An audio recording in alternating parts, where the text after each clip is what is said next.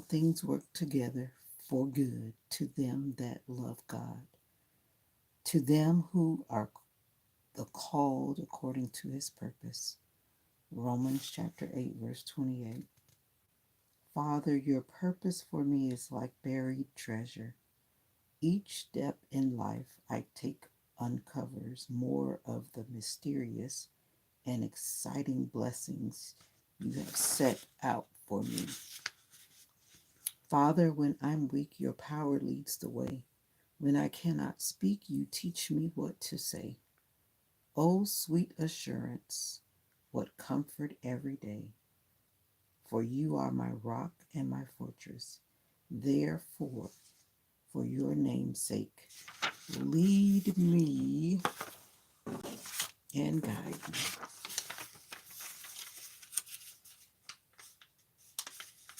Lead me, guide me along, along the way. For if you lead me, I'll never stray. Lord, help me walk each day with thee. Oh, lead me, oh, Lord, lead me, lead me, guide me along, along the way. For if you lead me, I, I'll never stray. Lord, help me walk each day with thee. Oh, lead me, oh Lord.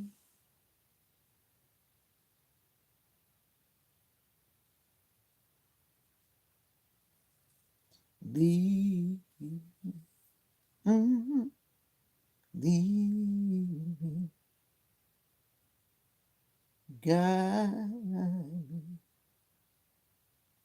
along, along the way. For if you lead me, I'll never stray. Lord, help me walk each day with thee. Oh Lord, lead me, oh Lord, lead me. I am weak and I need thy strength and power. I'm doing my hair and I'm worshiping while I'm doing my hair. Thank you for asking. To help me over my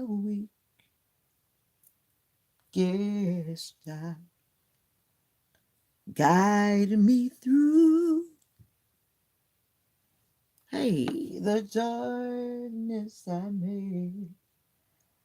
may not see. Oh, lead me, oh Lord. I'm getting ready for church today. What are you getting ready for? Lead, guide me. You never did comment under my video, Woman's Fashion. I remember you. You never commented under my video, so I can go find your channel. Lead me, guide me along, along the way. It is 3 o'clock in the morning, and I wake up early because I go to bed early. And I need to redo this because this part is wrong. For if you leave me, I'll never stray. Lord, help me each day with thee. Oh Lord, leave me alone. Comment under one of my videos so that I can find your channel, Women's Fashion.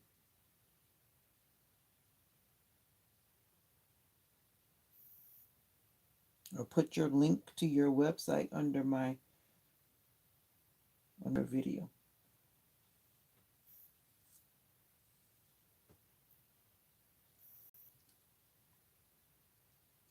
Oh Lord, lead me. Oh Lord, lead me.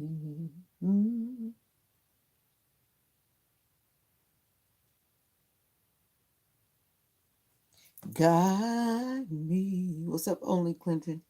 Along, along the way.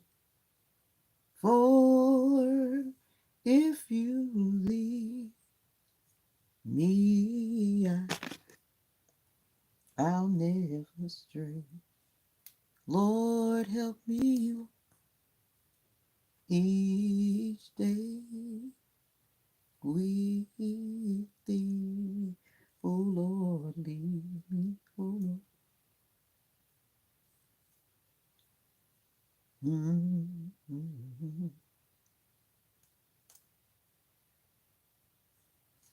Africa, Africa, Africa unite. Welcome, everybody. Welcome. I'm just doing my hair, getting ready for church today. What are you doing? Oh, Lord, lead me. Oh.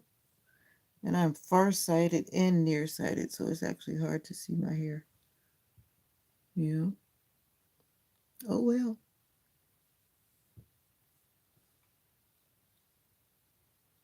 Oh, well.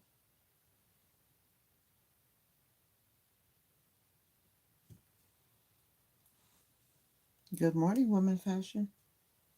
I thought you just told me bye, but you're still here.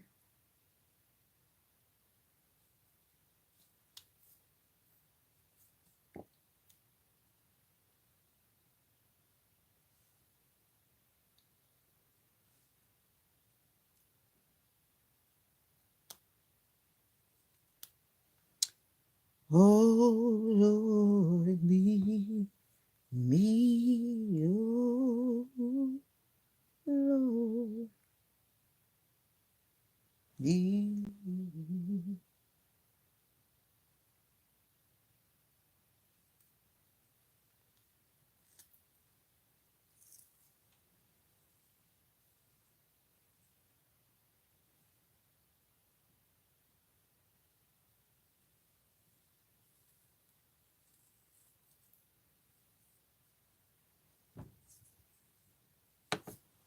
Oh, lead me. Oh,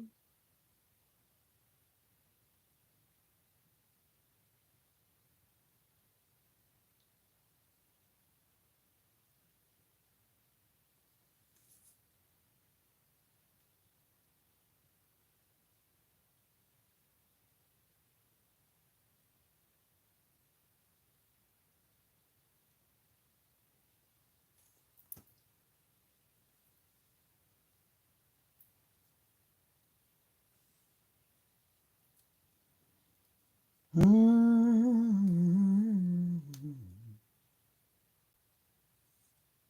If I fall, don't let me stay there too long. When I'm down, pick me up. I know I'm not perfect, but I deserve another chance, a second chance. Oh, another chance. Yeah, yeah. If I fall. Good morning, Russ. How are you doing? Good afternoon, good evening, depending on when you're watching this video. Welcome back to another live. When I'm down, pick me up. It's good morning for me, Russ, remember? 3 o'clock in the morning, Russ.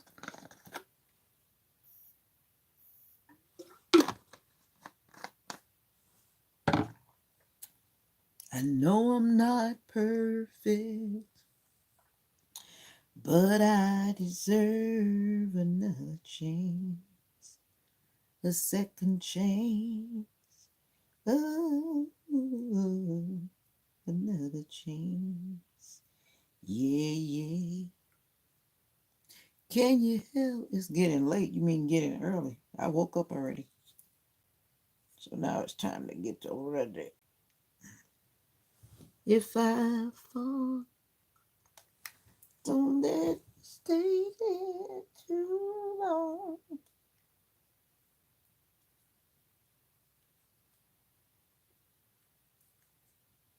I'm not perfect. I know I'm not perfect, but I deserve another chance, a second chance. Oh, oh, oh, oh. Yeah, yeah. Can you help me say if I fall? Don't let me stay there. And when I'm down, I need you to pick me up. I know I'm not perfect. How am I going to be replying when right now I'm on the live? I will reply. If you responded under my video, I will reply after I finish this live.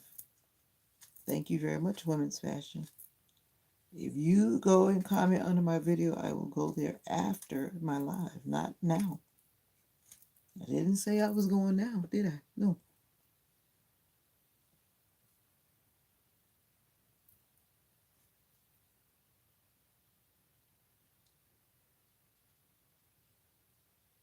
Yeah, there are a lot of kids in the morning, Russ. I don't pay them any attention.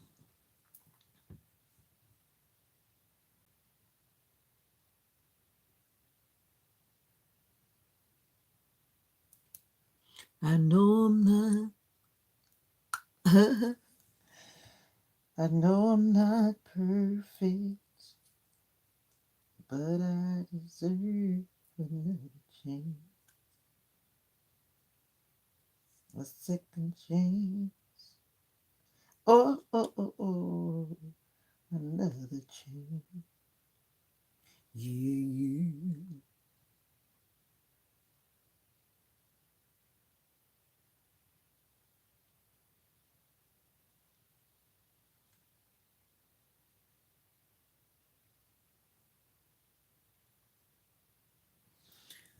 All right, hold on a second.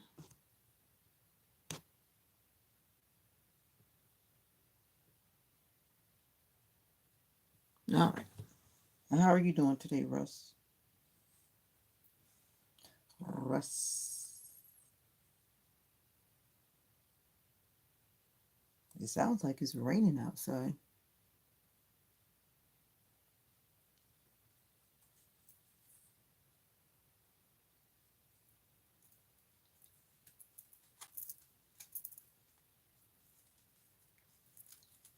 Russ, you were the one that told me that you're in Memphis, Tennessee. Was that you? Russ from Memphis. What's up, Ray? Yeah, I need to do my hair for church today. What are you doing up at 3 o'clock in the morning?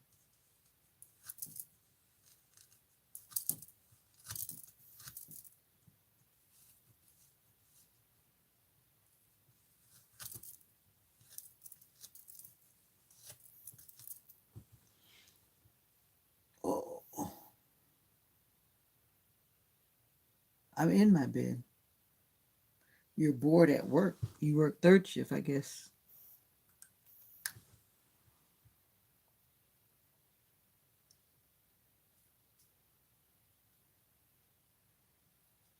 Yeah, I used to work third shift, but I used to work in a factory, so it wasn't boring.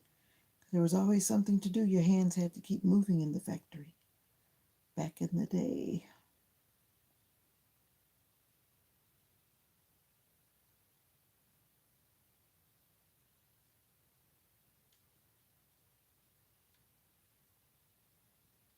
Be the best you that you can be.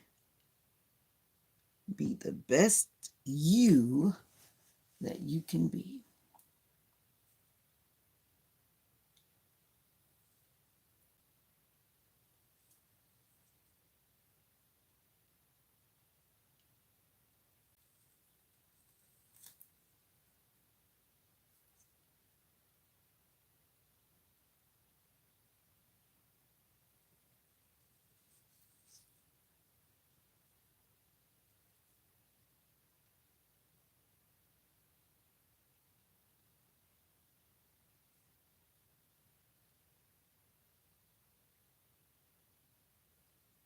If I fall, don't let me stay there too.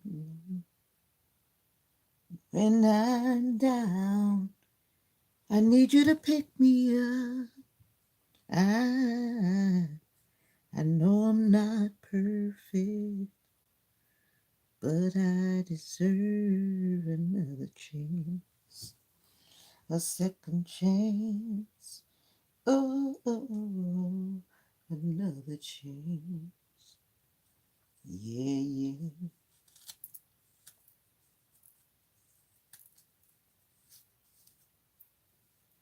Oh, Lord, my shoulder is killing me, y'all. Oh, but I have to press on to do my hair.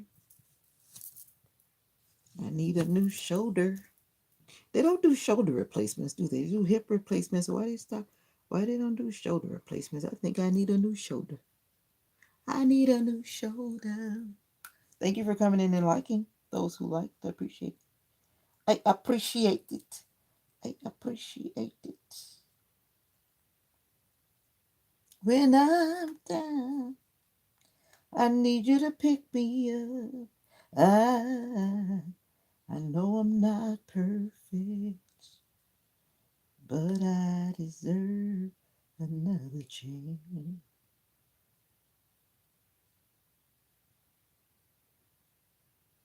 Oh, change has come over me.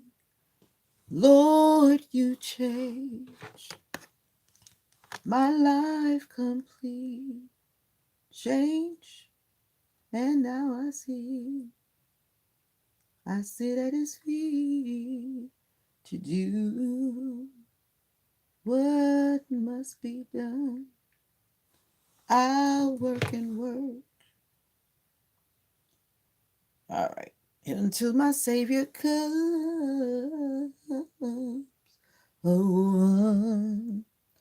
wonderful change has come over me. Ooh, a wonderful change has come over me. Lord, you change my life complete, change, and now I see. I sit at his feet to do what must be done. I work and work until my Savior comes. A wonderful change has come over me. change, change my life complete. Change. Hey, Preet Harsh, Arts and Craft. Hello. Welcome to another live. Again, I'm just doing my hair. Has come over me. Ooh, wonderful change has come over me. Lord, you change my life complete. Change.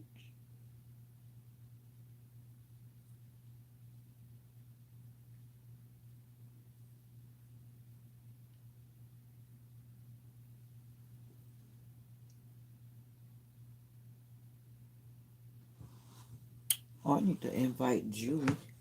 I forgot to invite Julie. Julie has come over me. Lord, you changed my life complete. Change, and now I see change. I sit at his feet to do what must be done. I work and work until my Savior comes. Oh, wonderful change has come over me. Ooh, change, oh, change, change has come over me. Oh Lord, you change my life complete, and now I see.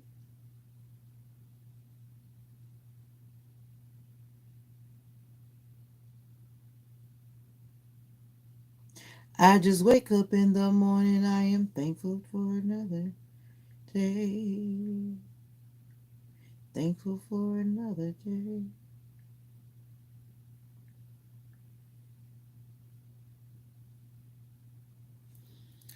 Hey, what are you doing?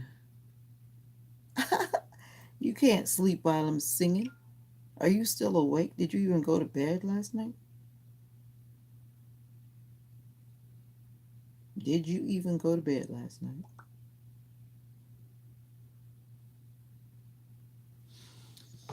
Oh, you're now falling asleep. I already slept and woke up. Now I'm trying to do my hair for church today. Today. Falling in love with Jesus. Falling in love.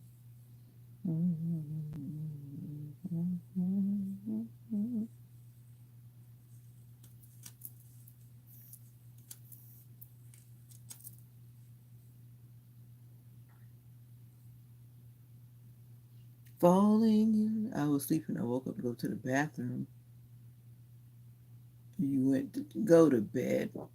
I slept already and I woke up. I'm going to go back to sleep after I finish my hair, though. But I just want to get my hair done for the day. I had to get up and go potty too. But then I didn't feel sleepy. What's up, Fred? I took the braids out. I'm one of those people. I take my hair out quickly. You want the braids to be back? What you mean I don't have to do all of that? Yes, I do have to do all of that. I don't like keeping my hair braided for too long. Good morning to you, Fred. Are you one of those people that want to see people hair the same way every day? No, no. What happened to my braids? I took them out.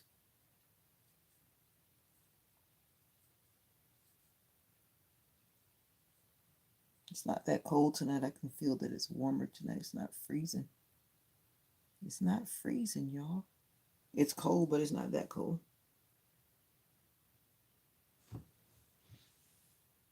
You're just trying to help me. Come on, because my shoulder's burning, Fred.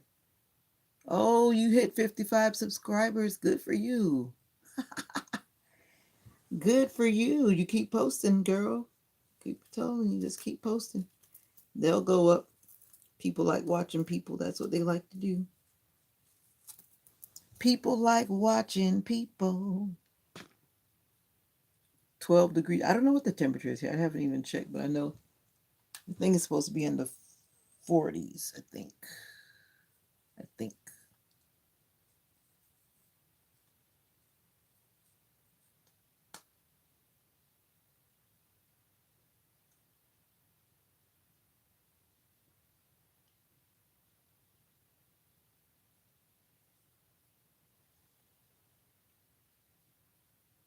I have a bad shoulder. That's what it means. I have a bad shoulder and it's burning from holding my arm up to do my hair. That's what it means. Whew. Burning means that it's hurting. Burn, baby, burn.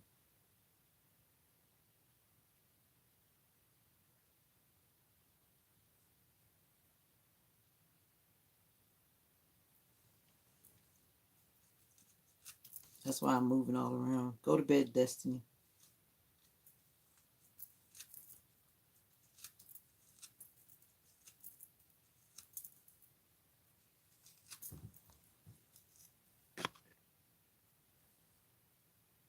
Oh, okay, exactly. You want someone to subscribe because they like your content. I did tell people to subscribe yesterday, remember? Was that yesterday? When I told people to click on your channel and go subscribe. Sometimes people will do it. Maybe some people listen to me and say, okay, let's subscribe to the moderator. That's right. Click on Henry the Poodle and go.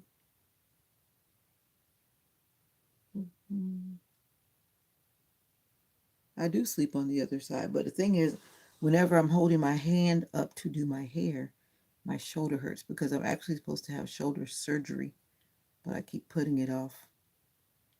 Yeah, so that's what it is. That's what it is. My shoulder was injured. What's up, obvious trail troll? What is your name? You keep on calling me my name. What is your name? I'm Vita. You are obvious troll. That can't be your name.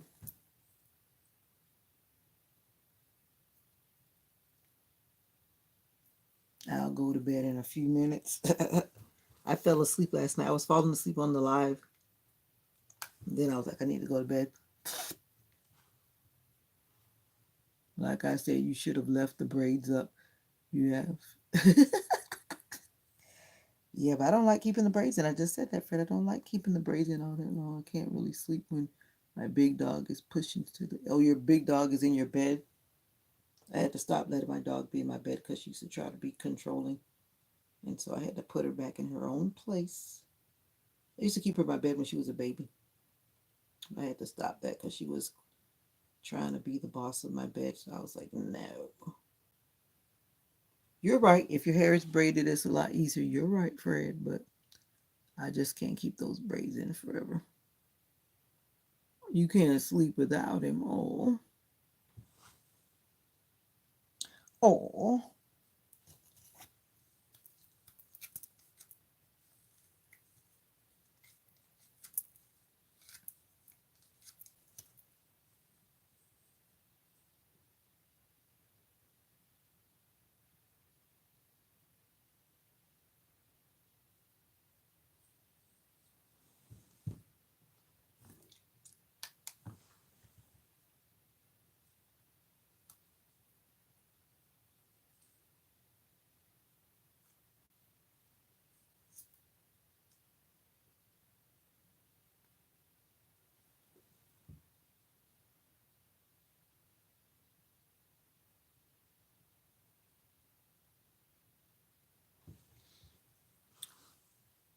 Your grace and mercy brought me through.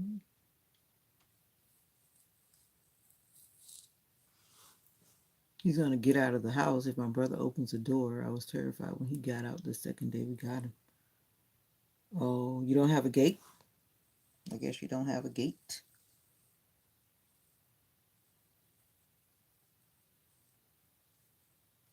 You're gonna cut your hair all off, Fred. Really? Are you telling me to? Actually, I was tempted to cut it this morning because my hair is actually getting damaged, but I haven't done it yet.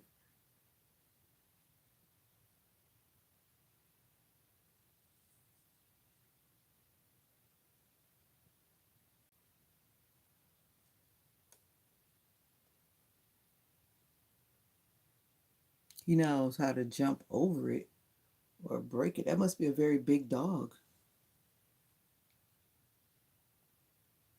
But it doesn't take that much to do this style. It's an easy style, Fred. It's an easy style, my little puffies. And I'll throw up my hands. And I'm not sure I'm going to like what's happening here, but I'm trying something new. I'm not sure I'm going to like it, but we'll see. I can always take it out. Of course, I can cut my hair off. I've done it twice in my life. I just cut it off and start it all over again because I just couldn't do it. I couldn't do it. That was about 20 something years ago, though. I haven't shaved my head in a long time. I can do that. I can embrace the change of a bald head. Gives you some time of peace. You don't have to worry about, oh, wow, 78 pounds. That is a big dog. That's a big dog. And I'm going to throw up my hands, praise you again. And that's a big dog. I had a big dog. I had a Rottweiler mix. I don't know what it was mixed with, but it was mixed. And that dog, I missed that dog. But I had some things going on and I had to get away quickly. Yeah.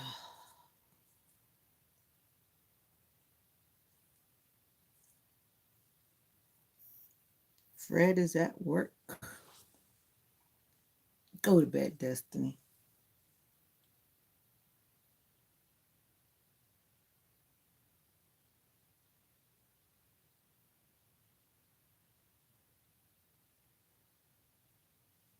So I'll throw up my hands, praise you again and again. 'Cause all I have is a hallelujah.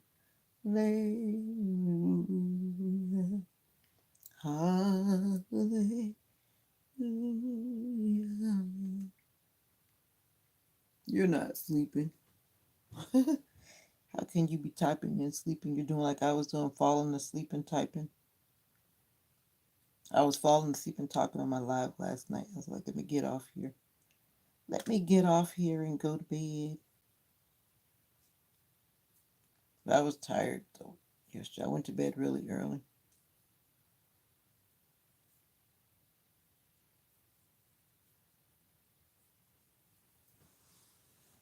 Yes, welcome to the live. I'm just here struggling to do my hair. Struggling. I'm struggling to do my hair.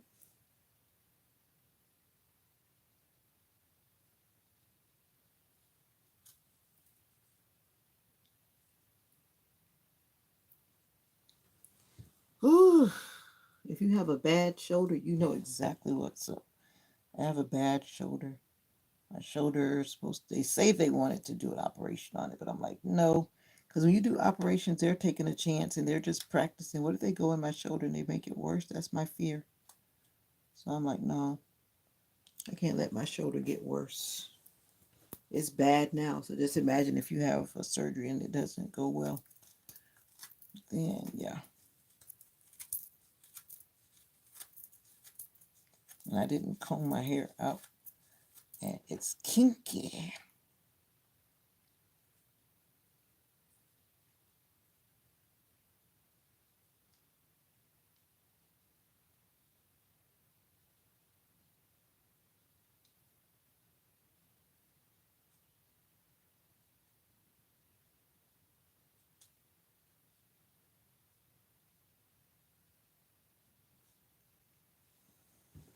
So I'll throw up my hands, praise you again and again. 'Cause all I have is a hallelujah. Thank you for the likes, those who have come through and liked. I appreciate it. I've been doing my hair for 36 minutes now. I can do it. I can do it.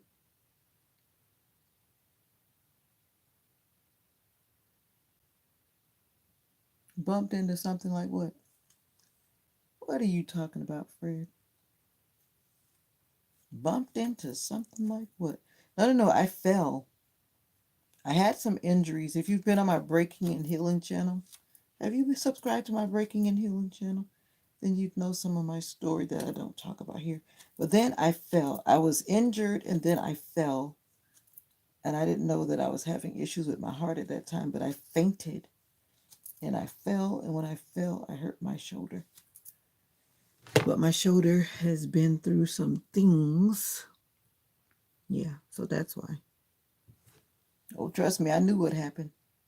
I was there. I knew what happened. I was there.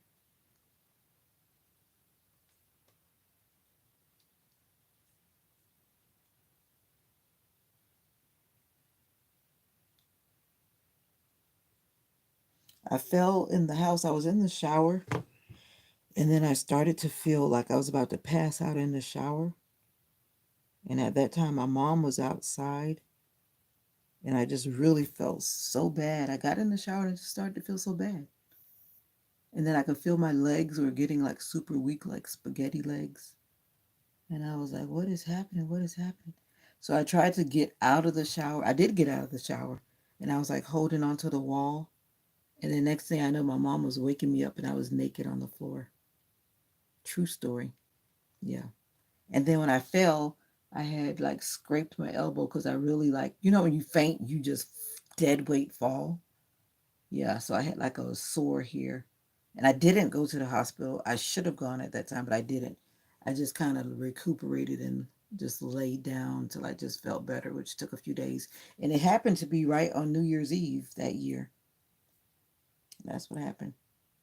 And so when I hit my elbow, when I fell, it, it jerked my shoulder. I thought you were feeling a supermarket or something. Ah, this was some years ago already now. I think, if I'm not mistaken, it was 2021. December 1st, 2021. I remember well.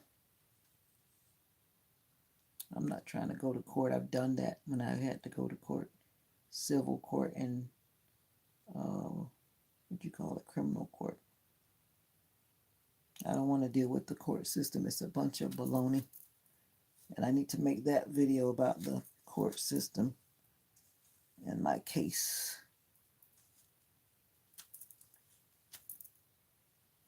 Oh, wow. Yeah. Well, I was in a standing shower. It wasn't a bathtub.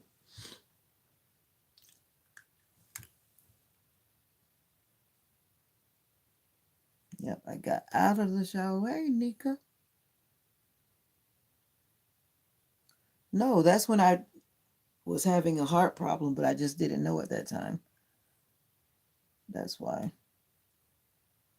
Because like if your heart is doing something weird, you can pass out when you're having like a mild episode with your heart. Yep. And I really should have gone to the hospital, but me, I really don't like going to the doctor. And I tried to say, oh, well, maybe this happened or maybe that happened. But no, that was just my heart telling me something and I wasn't listening. Yeah. Well, good morning to you, Nika. You're up early.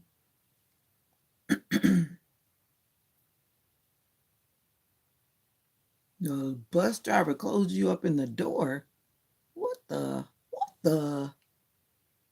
Did they not see you? Did they just accidentally try to shut you in, or were they just being mean?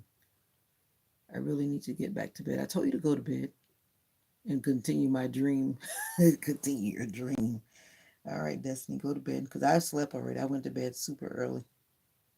Super early. So I am awake. doing my hair for church today.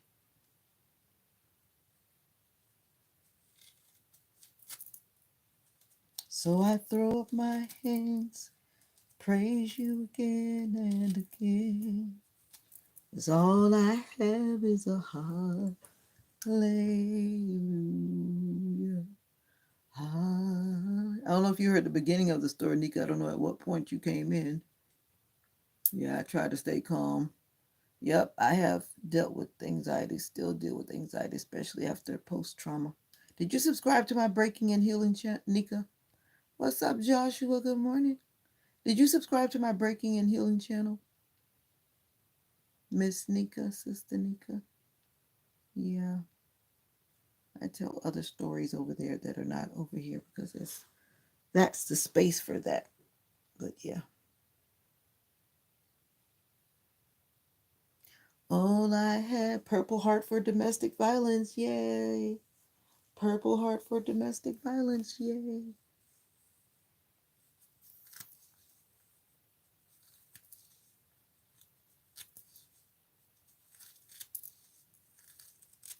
My hair is kinky. All right, let's see what we got here.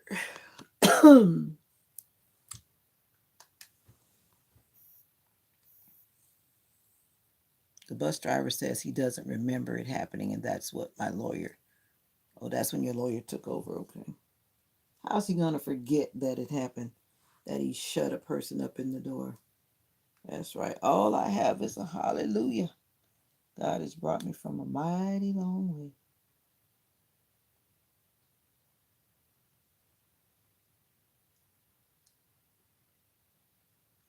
Yeah, you go to bed too, Joshua. You go to bed too. Good night, Mr. J. As I'm making my Afro puffs again, I'm trying to change the layout of my puffs. Trying to change the layout of my puffs. Don't mind me. Don't mind me. I've slept already.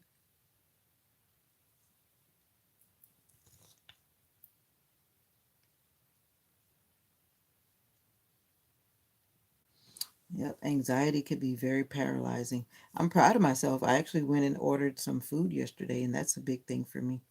I usually do like Uber Eats, rough and tough. I usually do Uber Eats, and I don't go to restaurants that often by myself. But I wanted kava yesterday after work. So I went and got kava for dinner. I had actually never been to that location. And it's in the city. And when you deal with city life, I had to pay for parking, something that we don't do out here in the country. I got to fix that one. All right. But yeah. But thankfully, someone already had some time on the meter, and I just put a quarter in and added some more time so I could run in and order my food. And there was a graduation yesterday. I was like, oh, look at the graduates walking around with their little robes. I remember those days. They were walking around with their robes.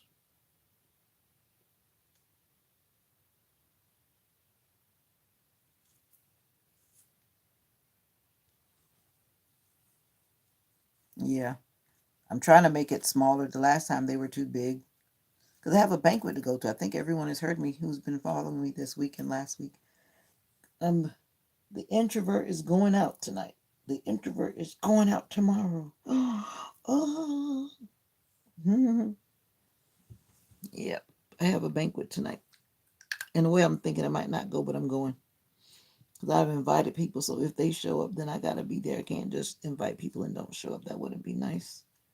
And some people have said that they are coming, so I've got to be present to chit chat with the people. I invited some of my coworkers and some other people that I know. Hey, James. What you talking about? Yup, what? Good morning to you. What are you doing up? Been here less than 5 minutes. Been on the other channel, but I haven't subscribed yet. Okay, no problem. They're looking for you. Yeah, exactly. You can't invite somebody somewhere and they don't show up. That wouldn't be nice. That wouldn't be nice. Well, I didn't purchase any beads. I just purchased that one silver ribbon thing. Just the beads that are already on my hair. I'm not sure if I'm gonna put the silver thing on or not. I might actually put a wig on and then put that silver thing on. I'm not sure what I'm gonna do. And then again, I just might completely take this out and rock my fro tomorrow. Rock my fro. Right now, I'm just trying to make it's actually like a mini fro because I'm just trying to keep it low, keep my ends tucked because it's cold for one. So I'm trying to keep my ends safe. Yeah.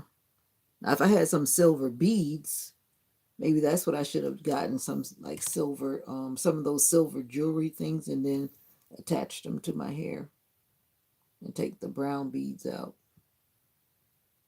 But they'll figure out, like my daughter always says, I'll figure it out, Mom. Yes, you will. But I'll figure it out. But today, I'm not even sure what I'm wearing this morning. Tonight, I'm wearing red and black. And I'll figure out tomorrow what happens. And now throw up my hands, praise you. Did you actually rest well, Nika? My sister from another mother. I slept good. And guess what I did? I have a bad confession to make. I was eating chocolate in my bed. I fell asleep eating chocolate. This is a true story. I'm so embarrassed. I'm so embarrassed. I was eating chocolate in my bed and I fell asleep eating chocolate. And I woke up to chocolate being stuck to my bonnet. So I had to get up and clean that up. Never eat in bed, but I have a bad. I'm not lying. I'm telling the truth. Promise you, I'm telling the truth. Now I gotta go wash my comforter and everything, because it got on my comforters. On my actually, I took the pillowcase off already, and then it got on my other like accent pillow. So now I've got to wash everything. To don't want any critters trying to come and eat my blanket. You know, it's like these roaches. I don't care where you live, they can smell food and they're coming for it. But you know, we got this stuff. My cousin told me about this stuff from Amazon. And when I tell you we put that stuff down, I'm always late night snacking. But it wasn't really late night, it was early night. Yeah, I was eating before I went to bed. Sugar is comforting and it's toxic, I know. Click on Google Images to see head dressing ideas. That's a good idea. That's a good idea, Sister Nika. But yeah, anyway, that's what happened to me, guys. Fam. See, I can talk to my family. I'm not embarrassed. I'll tell you. See all that chocolate? Look at that chocolate. It's right here. See it? See that brown stuff? That doesn't belong on the dog's paw. But this is my dog comforter, my dog themed comforter. See, the dog is white and now he has a brown paw.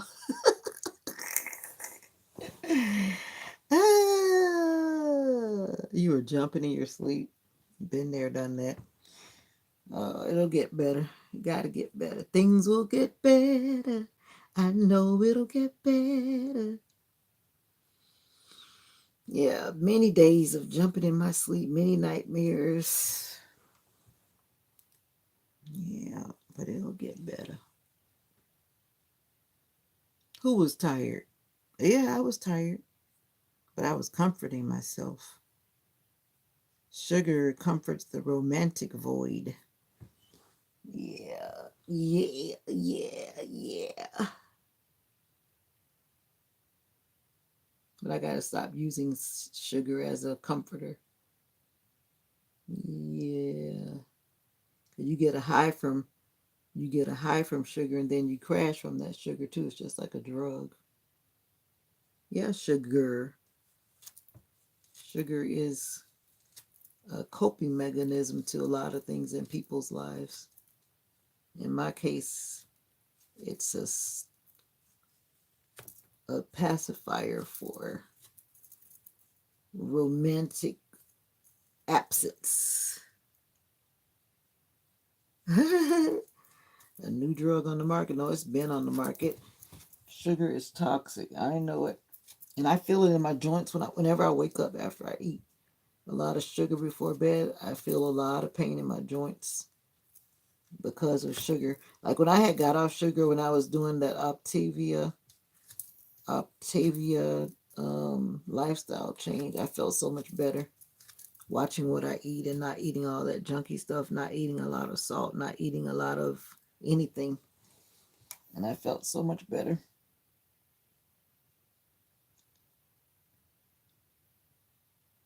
What you mean we? You do the same thing, James? One of these days, the good Lord is going to send the right one back to my life. Like coffee too much, you crash. Exactly. But I don't do coffee.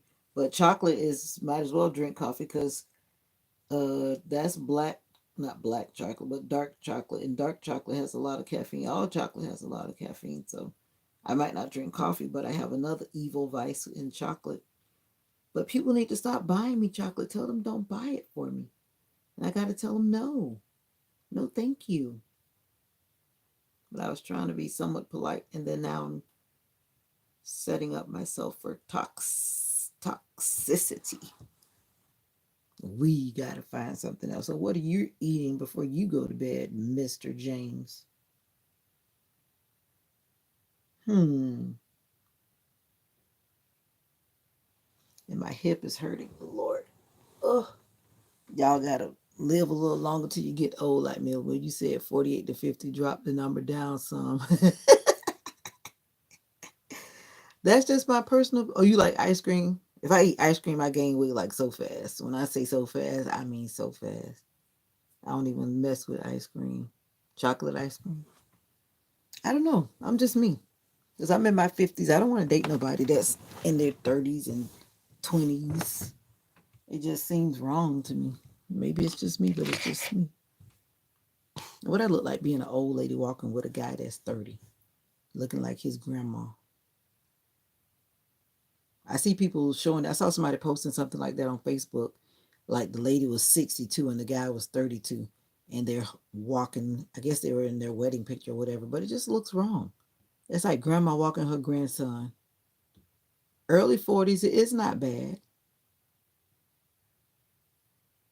No, early 40s is not bad. I know couples that have age differences, but I'm talking about where you look like you walking with your grandson.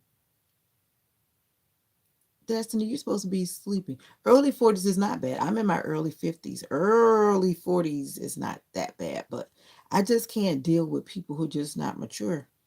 And a lot of people, from what I've experienced, that are younger, like younger, they're not ready to settle down. They're still trying to run and play and chase every skirt. Not everybody, not everybody, but a lot of them are.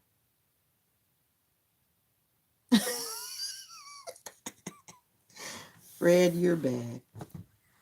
No, no, no, no. Whoever I'm with, I want to be with them. They should want to be with me, and I shouldn't be hiding. Talking about don't want to walk with them. Call them over from time to time. When I was 20, you didn't want to see me. I remember when I was 20, you didn't want to see me. I didn't know you, Fred. I don't even know how old you are, Fred, much less. I don't know how old you are. But I know me, I'm not going to walk with somebody that looks like my grandson. I don't know. It's just me. I've never met anyone that made me want to change my mind. I'll say that.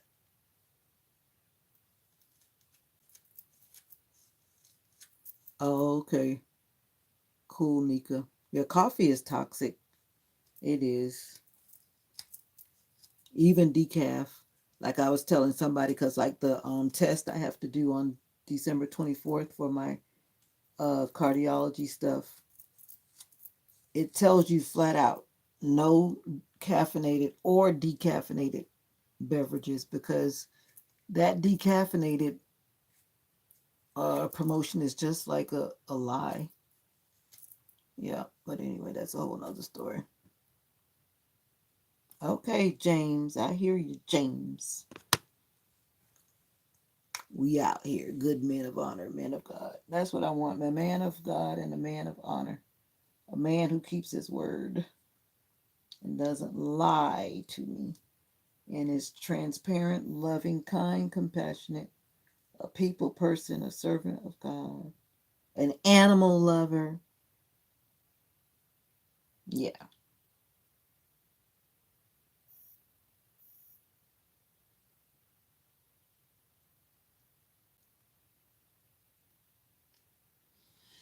Whew.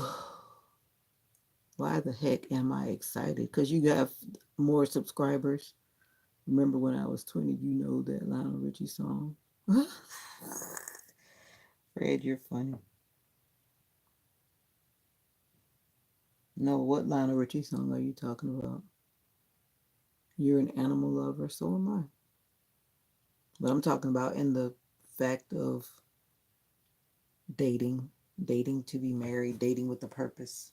See, I'm done dating just to be dating. I can do that all the time. I'm ready to date a purpose. I need to get up because my hip is burning. Whew.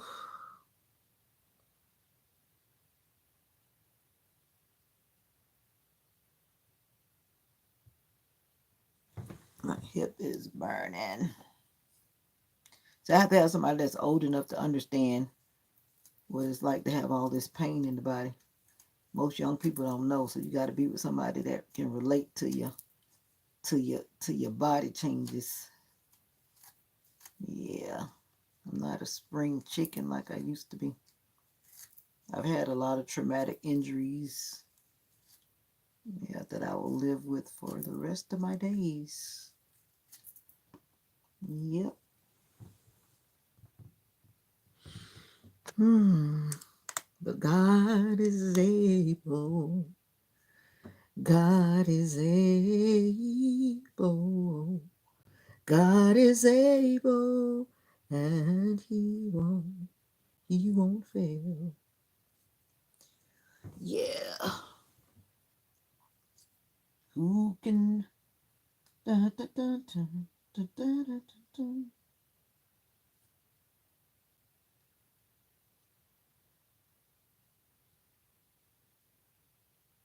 So, what's for breakfast? Oh, okay, so you know what I mean. Once you have some injuries, that pain doesn't go away. Like I've had several surgeries under my belt already, and I had surgery on my foot. And I tell you, when that foot flares up, there's nothing can do. They want to put me on prednisone. That drug is awful. Prednisone, I'm like, never again will I take that stuff. That stuff was having me like going blind. That stuff is so strong. It does do what it's supposed to do. It's supposed to take away inflammation in the body. It does do that, but in the process, you have so many other side effects that are just not worth it. Not worth it. Not worth it at all.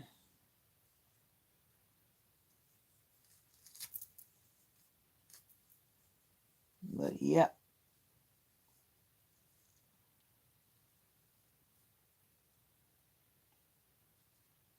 turkey sausage. I'm going to work out first. You're gonna eat turkey sausage with what? Who is that telling me bye bye? 6:45. Are you going live at time later? This will probably be the only live this morning. I'm not gonna go live again. I'm gonna go back to rest because I have to go to church. My mom wants to go to this other church today, so we're gonna most likely go there. What you mean you just gonna eat turkey sausage? That's it? You're on a protein diet? I know. I don't know what. I don't know what. That's Destiny. Destiny. I don't know what Destiny's up to. Destiny hasn't been to bed. She needs to go to sleep. You're not on a protein diet, but you're eating just turkey. So that sounds like a protein diet. No carbohydrates. I guess you're running from carbohydrates. 2 hours. Yeah, you are tired. Go to bed, Destiny. Go to bed, Destiny. Oh, you just want something light and then you're gonna go work out? Okay. Water. Water will work. But like the USDA, like we teach in our schools, you're supposed to have two components at breakfast time, but that's the whole USDA thing. Like we're required to give the kids two things. Even if the menu had four things, they're required to get two things. So it's like a basic thing. So you should get like turkey and fruit, turkey and an apple. And the heater just came back on again. All right, let's see what's going on here. Now I gotta put my what you call it on.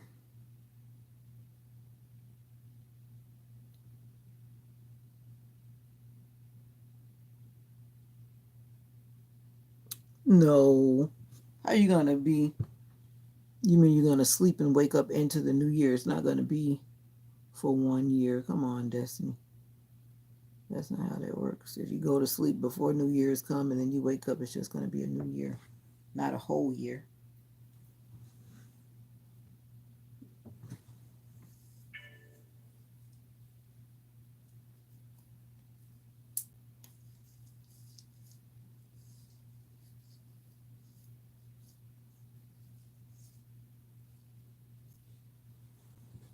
Who can make the sunset? Get out of my way. Mm-hmm. Mm-hmm.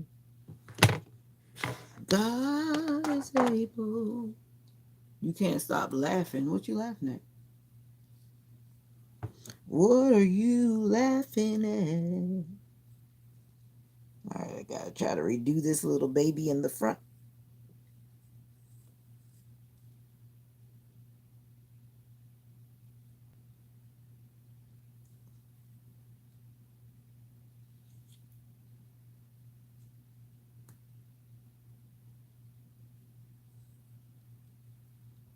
But yeah, for those who missed me talking about people not telling the truth and just lying yesterday, I was dealing with that yesterday.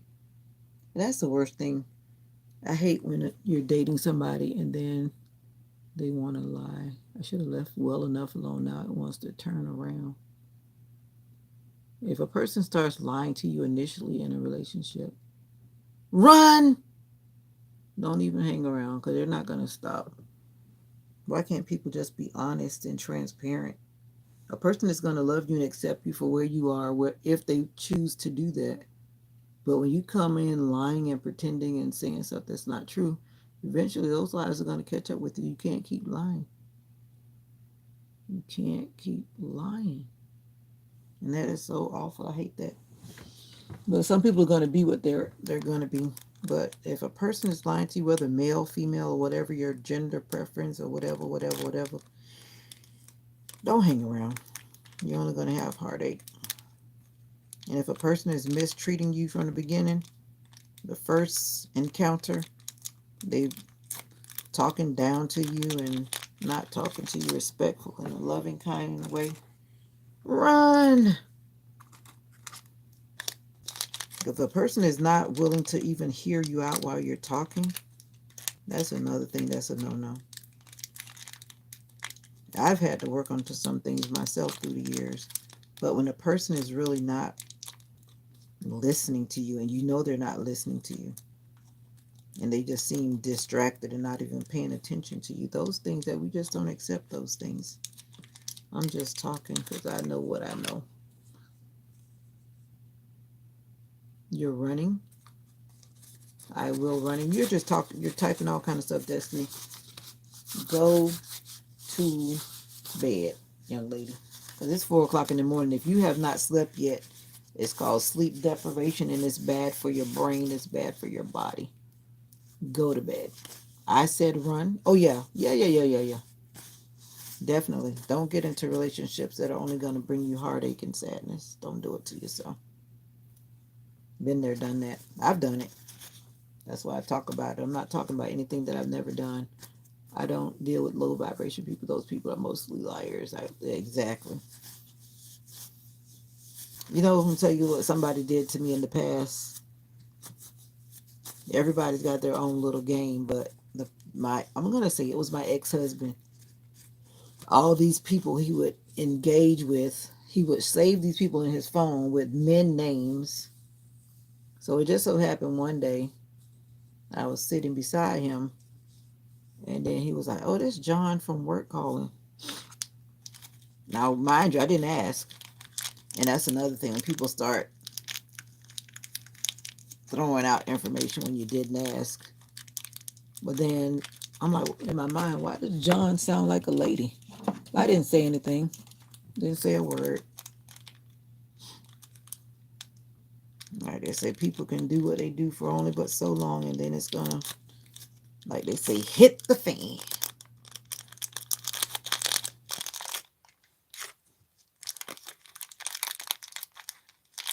But anyway, yeah, exactly. John from work, but John from work had a lady voice,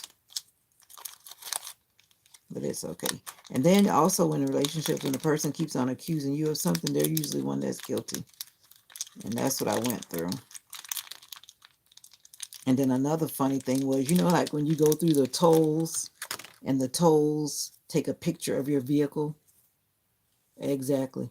When the tolls take a picture of your vehicle, especially if you go through, all right, Ray, you have a good day too.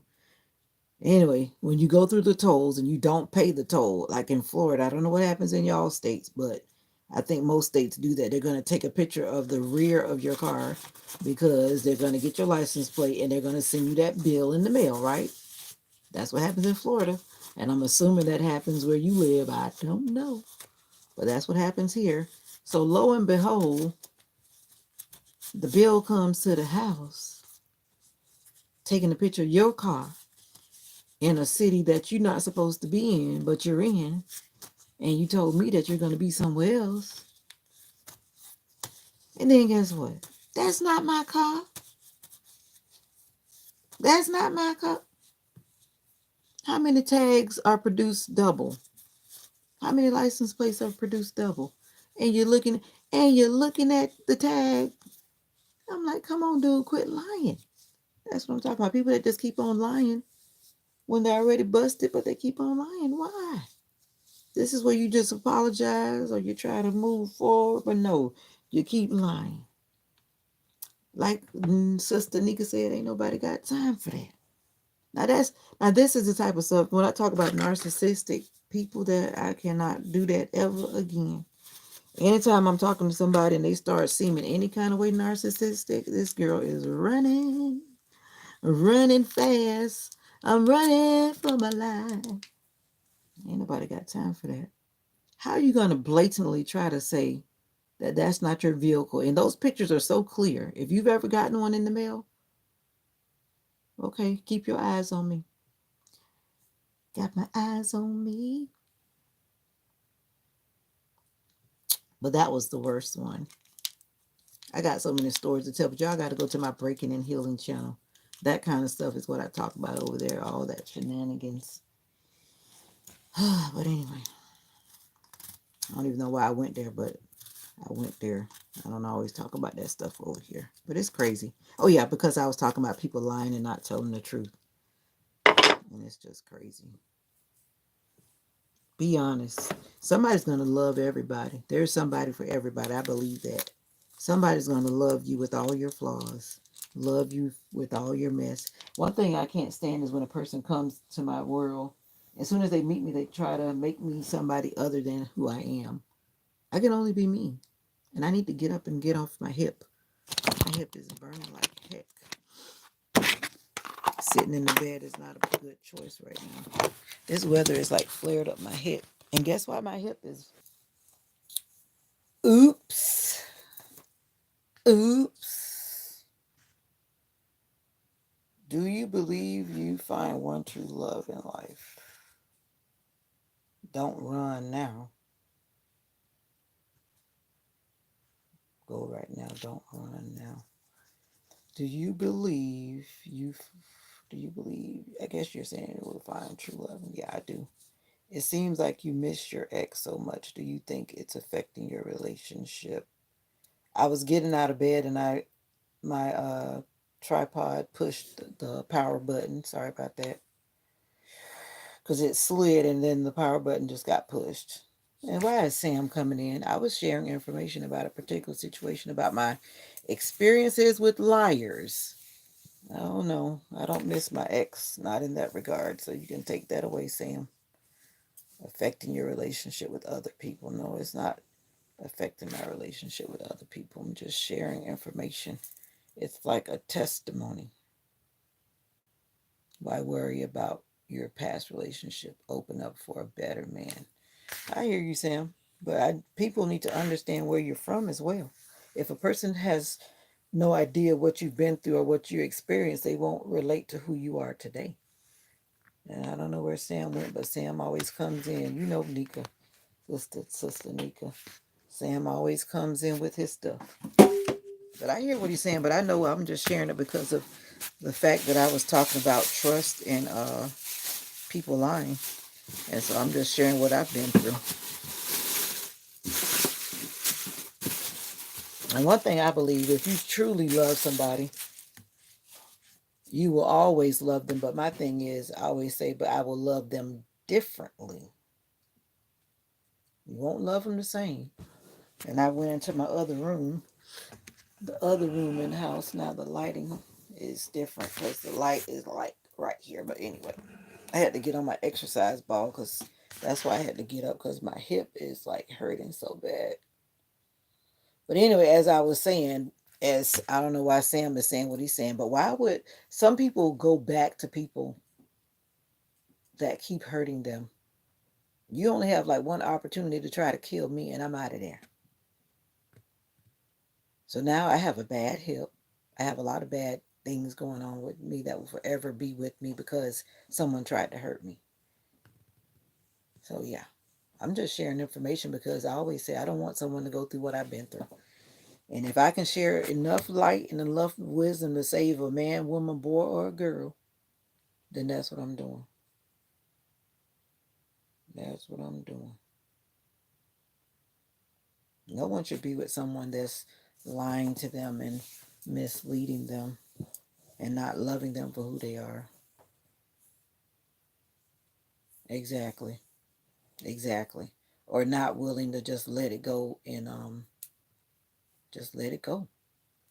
And I'm so glad I actually had a miscarriage from that guy. And I'm so God knows God knew everything in advance. Because I just can imagine if I had his child and that child survived, I would have to deal with him for the rest of my life.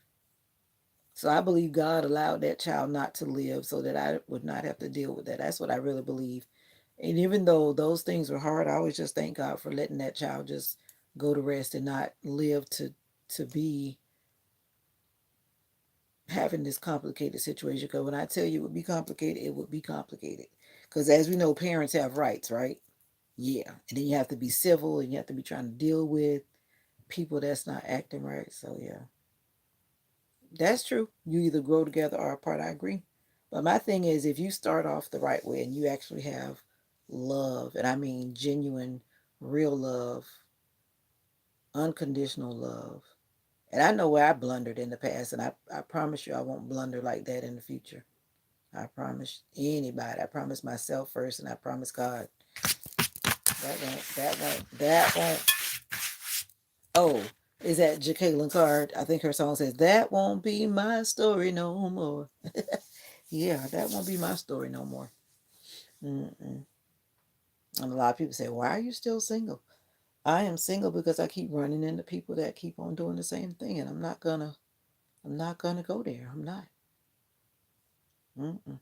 I can be happy by myself, and if someone comes along to help bring happiness, then yeah. But I'm not gonna go there no more. That won't be my story no more.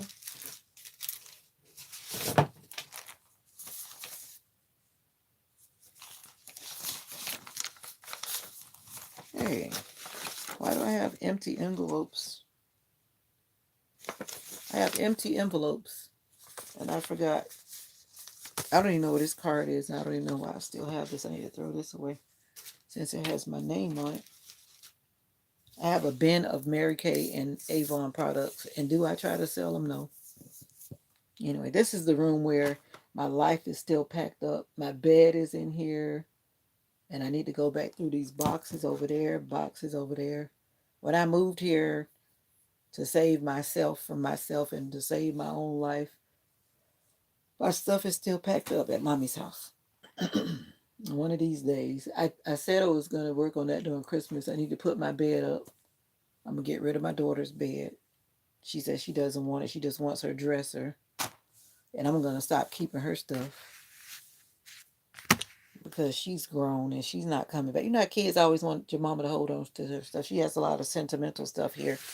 And I'm like, I'm not gonna keep moving with all your stuff, girl. You better come home and make your mind up. I need to get rid of some stuff. And then she wants me to find her baking tin. My daughter loves to bake. So when I come back, I'll bring her favorite baking tin or whatever it is. I don't even know where it is. But what happened was when I was moving, the guy that came to pick my stuff up, I was using an open trailer and some of the stuff fell off. And I guess he didn't see it. And some of it he did see. And he decided to leave my stuff beside the road. And guess what happened? A good Samaritan saw some of my pictures on the road, scattered on the side of the road.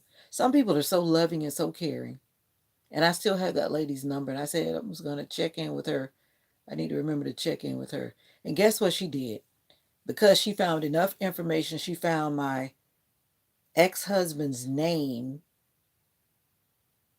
She found information enough to track us down, basically. Let me just tell the story like that. And then, now, people can be bad. And I'm going to say people can be bad, but they can also be good. So she actually got my stuff back to at the time, he was still my husband. She got my stuff back to him. And then he gave my stuff to my defense attorney. And then my defense attorney got my stuff back to me. Now, if anybody knows me, I love pictures. And that box is actually up here on my daughter's dresser. Those things were blown all over the road. This lady pulled over and she saw like this was somebody's personal stuff, and I mean, that lady just has a special place in my heart. But like I was telling my daughter, I think there was still some stuff that did not get picked up, or maybe somebody picked it up because when I went through my stuff the last time, I really don't remember seeing my daughter's baking pan. But then at the time when I went through it, I wasn't really thinking about that. So now I got to go through and rebox and repack. Yeah, I got to do that. But yeah, we can run into some really good people in life. Let me go back and check y'all comments because I'm just talking. I love myself too much to ever be in that situation again. Amen, Brother James. Amen, Brother James. Exactly. That's how I feel right now, too. No, I want my new him to be my safe space. Exactly. Rid of games, drama, projections, and just mess. It's scary out there. You're right. And that's the same. I don't know if you know the Grossway family on social media. Sometimes they share some stuff that I wouldn't share. I wouldn't share online, but they're open into a way with their relationship, and that's what she talks about. That she has a safe space with her husband and being yourself, and a person loving you with all that you've been through. I feel healed, but a person still needs to be with you and understand where you've been, where you've come from. There's still things that still trigger me. Can you stand with me, be beside me when these things trigger me, and don't judge me, mishandle me? Love me through those triggers and help me to, go back to where I need to be. You have to have the right kind of person in your life for that kind of stuff. And everybody's not built for that.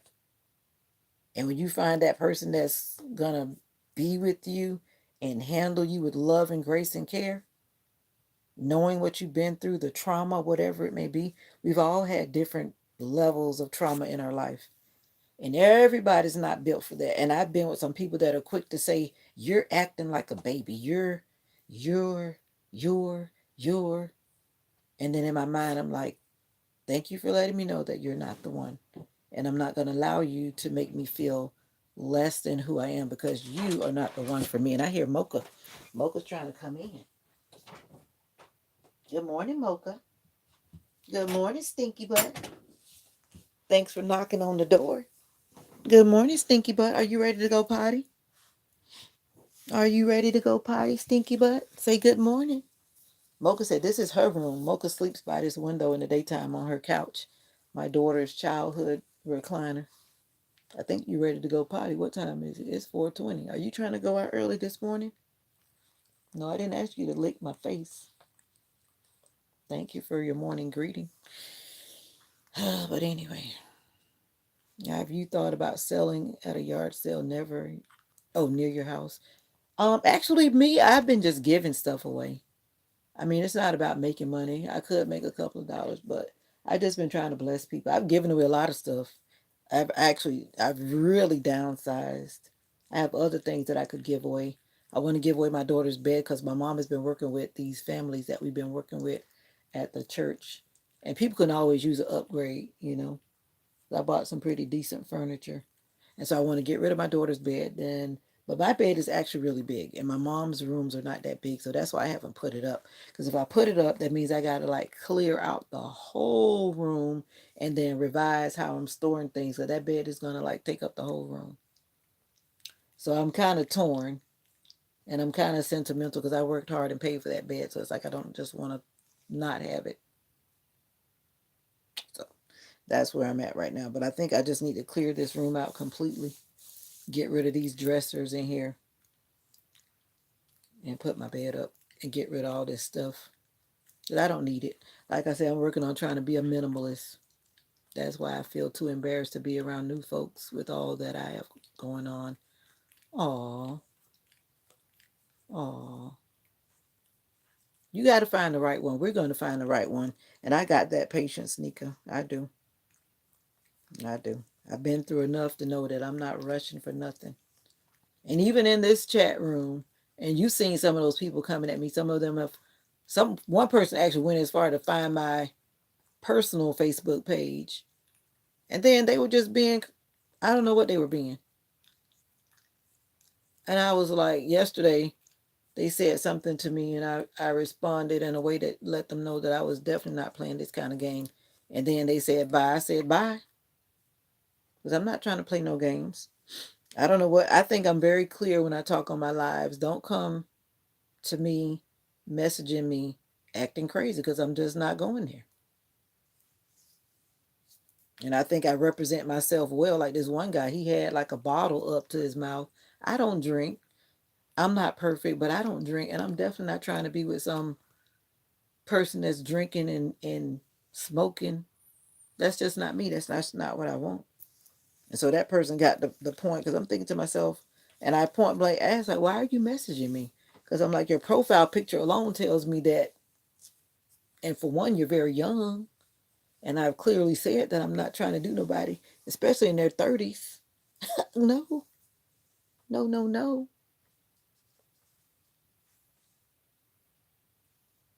But anyway, life happens. And I'm not going to let nobody, and James has said he's not going to let nobody do that to him again. Because, like I said, it goes both ways. Women do it and men do it. And me, I even have family members that I detest when it comes to that. No one should be trying to misuse people. And I hate to see women do that. I'm a woman, but I don't do that. I've never been one to just try to go with a person just to get what they're going to give me, be materialistic and all that kind of stuff. I've never been that woman. I don't want to ever become that kind of person. And I hate to see people doing that in a relationship. They don't care about the guy, but they're just wanting all the perks that they can get from that person. They're misusing them and just doing all kind of stuff. And now life is too short to be living like that. Like you said, that's mess and messy. Right, Mocha? And I think Mocha's ready to go potty. That's why she came in here. Now she's trying to look at me. She's being patient. But she's like, Mama, I gotta pee. I know. Let me take you outside. I don't want to hurt your bladder. I'm careful who I give my time and energy to. People will drain you, and you got that right. They will suck the life out of you. It doesn't feel that cold outside, actually. I feel like it's really warm.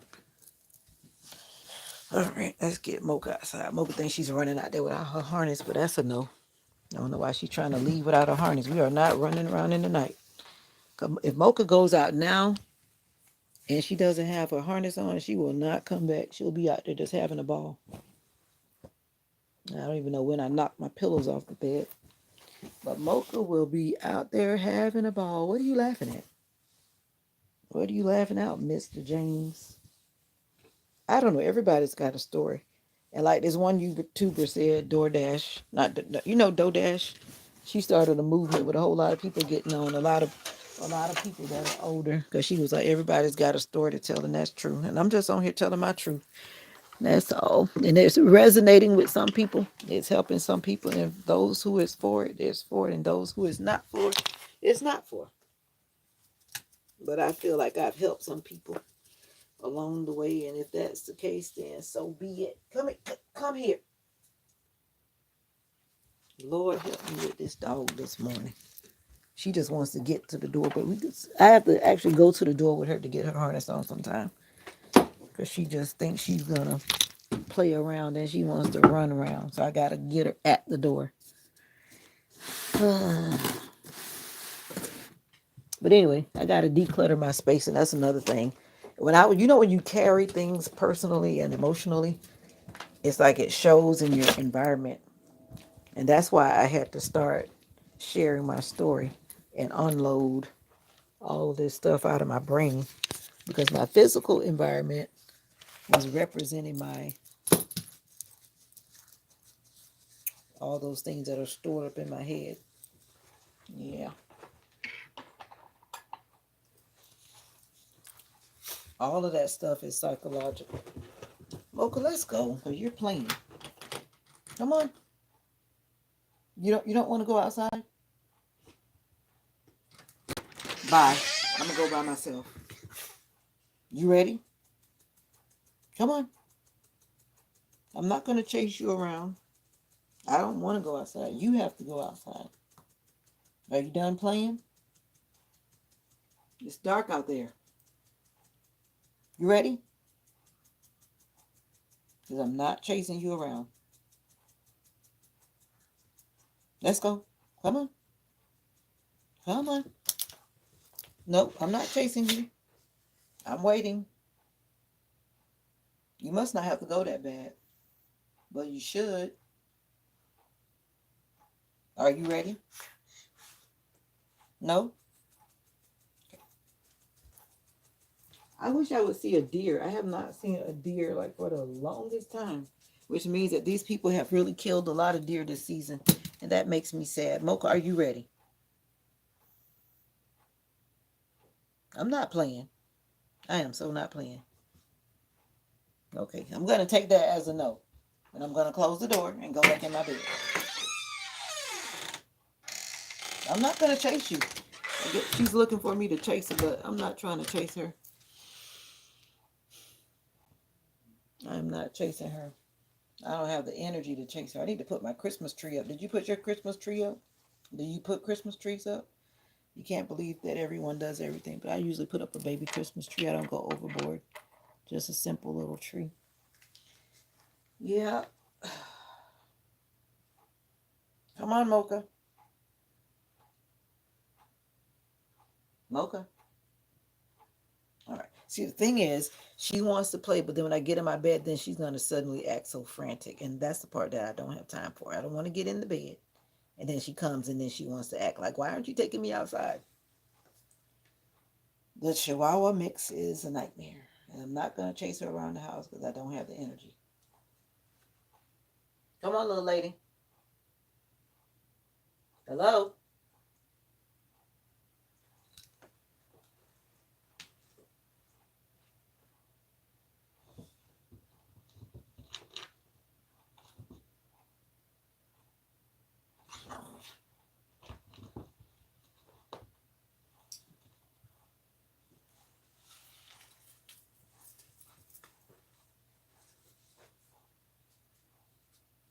No, you're not going outside without a harness. No, ma'am. Nobody's got time for all that. Let's go. Uh-oh. All right. Now we're ready.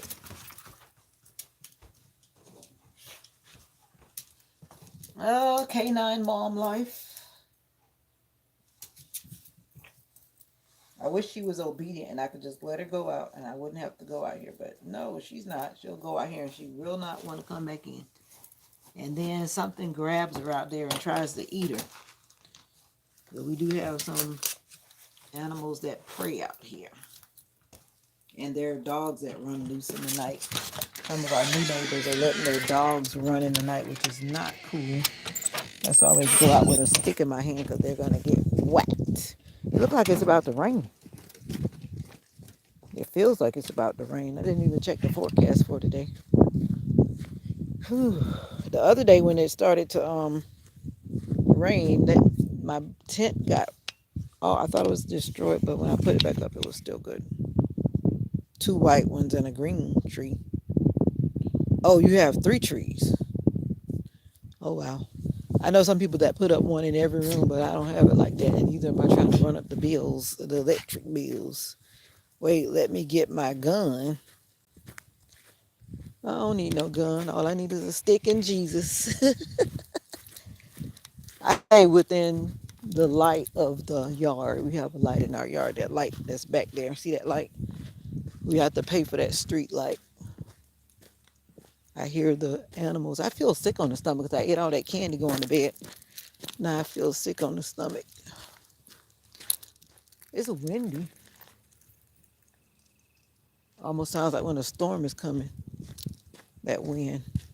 Mocha likes to try to pull me down here in the dark, but I don't let her pull me in the dark. If I can't see, then we turn around. And right now, I cannot see that far down the road, so we're not going down there. We stay where we can see where we're going. You can't even see me because it's so dark out here. It's dark out here in the country. Yeah. See the light way back there? Mocha, are you going to like go to the restroom, little girl? She's trying to track all the animals that's been walking across the road. So she likes to go all around, trying to see who's been crossing the road while she was sleeping. Good girl. That's what you came out here for. It's always amazing, these dogs, they just have to go to the restroom in certain places. And sometimes this one right here, she doesn't even like when the wind is blowing. She won't go to the restroom if the wind is blowing. She's so finicky. All right, good girl. No, we're not going down there. Mm-mm, mm-mm. No, ma'am. We stay where we can see where we're going. You never know who or what is out here. So, have you had your morning drink? Are you excited about today? I'm being careful. I'm excited about life these days. But yeah, I'm excited about today. I'm not sure where I'm going to worship at today. My mom wants to go to where they had closed the church in one of the cities around here, and now they've put a pastor back in that district. And so my mom wants to go down there and support because that church has like a few people. When I say a few, I literally mean a few.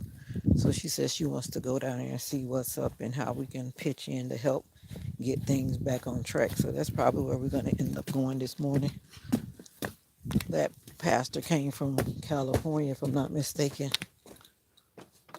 to Florida. Yeah. I'm excited about life these days, which is a good thing. Which is a good thing.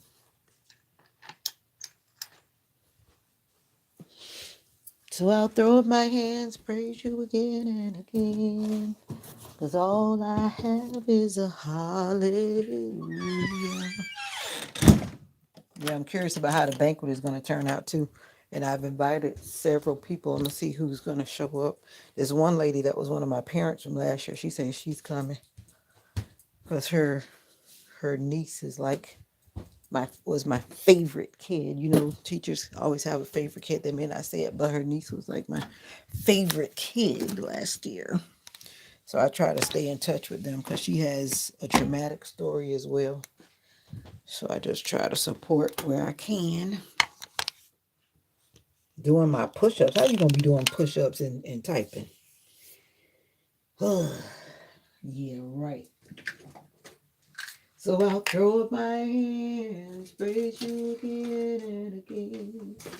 'Cause all I have is a hallelujah. Actually, it's not cold outside. It feels pretty good. I don't even know why the heater keeps coming on because it's definitely not that cold. It feels like it might be like 55.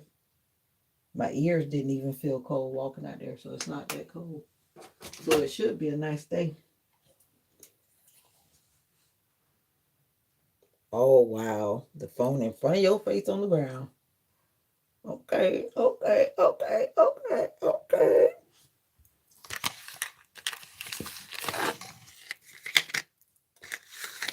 But anyway, better days are coming. Better days, better days, better days are coming. Mm, better days, better days are coming.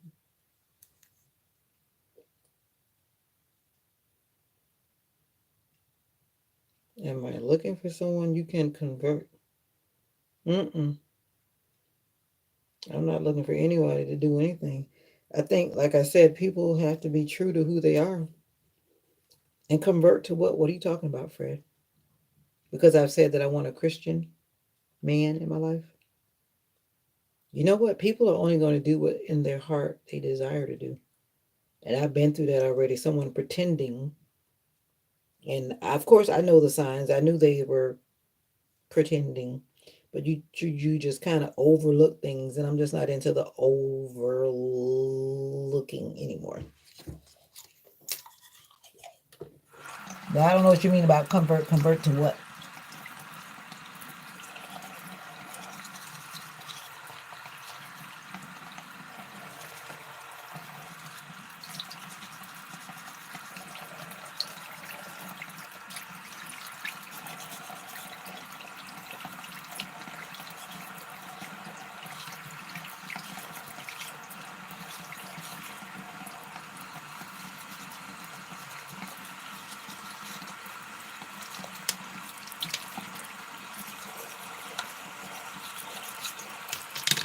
Oh.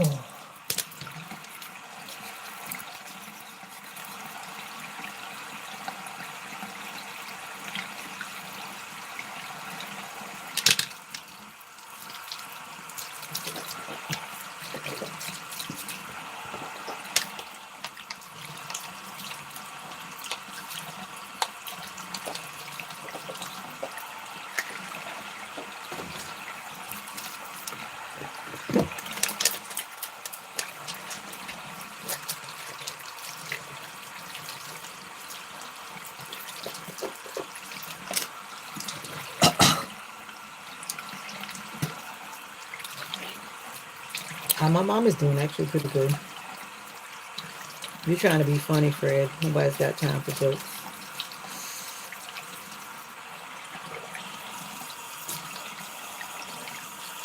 You're real, Ray. We're all real.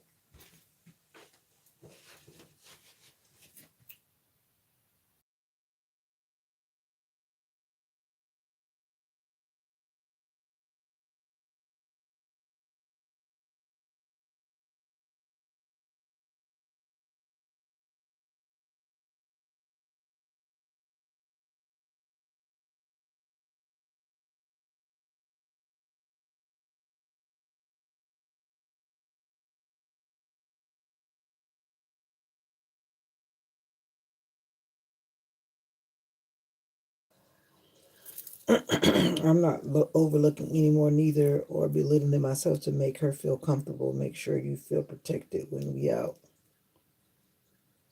Make sure we make sure you feel protected when we out. You should feel protected when we're in too. A real man has the hardest job winning a real relationship. I don't know what you mean exactly by that. Well, man should be the head. And that's another thing too, dating people who you can see that they're not going to fulfill a role that you desire. Because you know that you like a certain type of woman or you're attracted to a certain type of woman. and then you choose the opposite. Like, for example, if you're a woman and if you believe that a man should be the head of the home, not that he's a dominant, domineering, legalistic, Hitler like communistic type situation.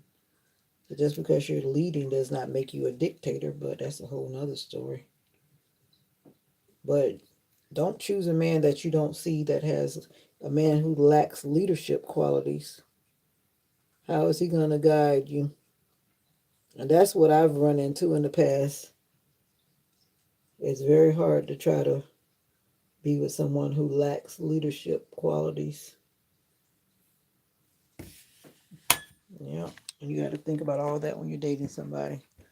And like me, I do have an adult child, but that person needs to be able to accept all that you bring to the table. It's all about their feelings terrible. Whose feelings? Oh yeah, unequally yoked the word is exactly. Okay, Mr. Ray. Because women don't really care how a man feels. If you're with the right woman, as we've been talking about, you got to be with the right one. And if that woman should care how you feel, likewise, you should care how she feels as well.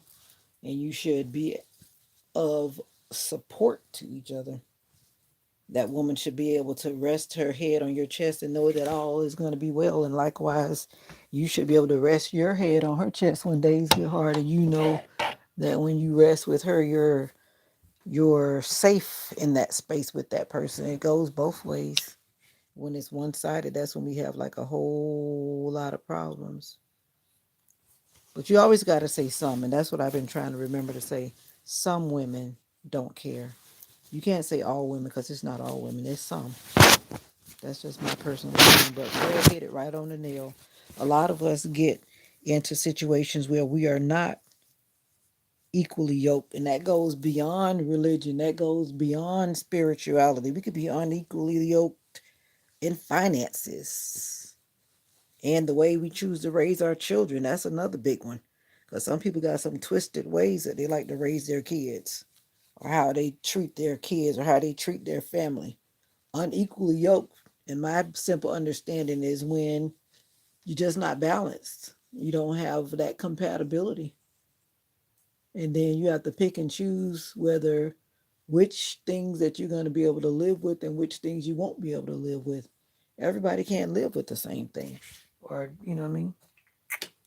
Some of us can tolerate some things, and the next person say, "No, I don't know if I'm gonna be able to tolerate you snoring in my bed every night. We might have to sleep in separate rooms." And I remember this couple. I met them when I was in Michigan some years ago.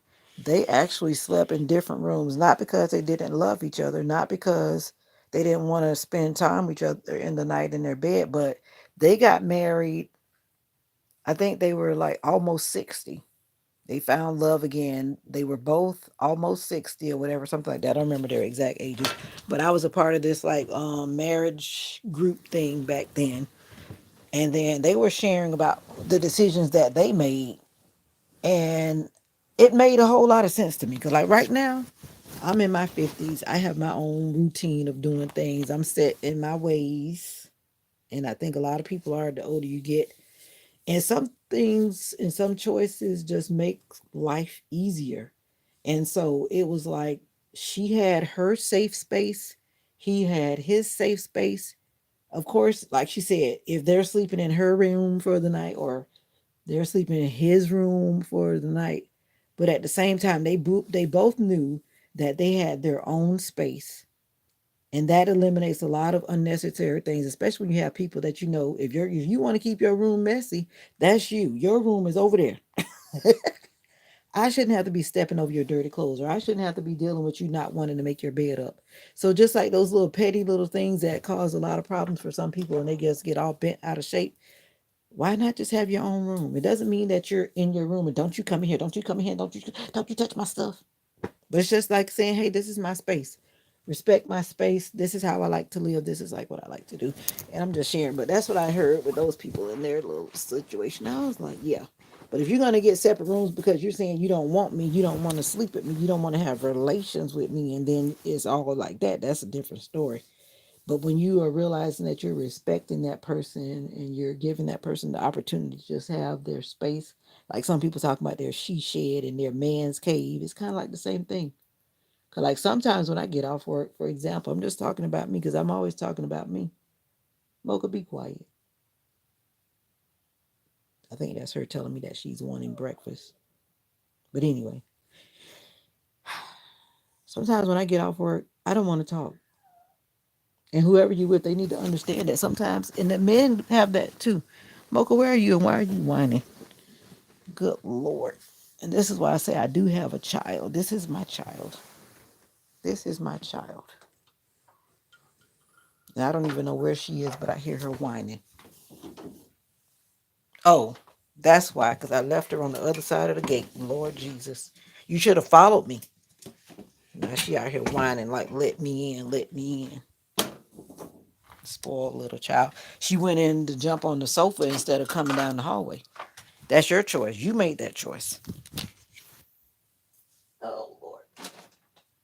And then you want to be whining. You know.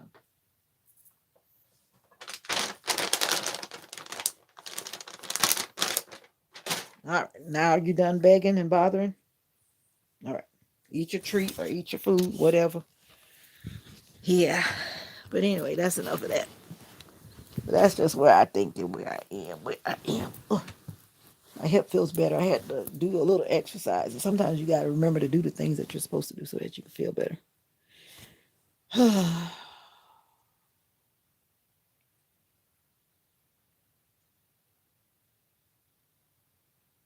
If you're with a person though, James, that and like you said, if they are showing you that it's all about their feelings and they don't care about how you're feeling, obviously now we have matured enough that we know that that's not okay, and we're not going to tolerate that, right?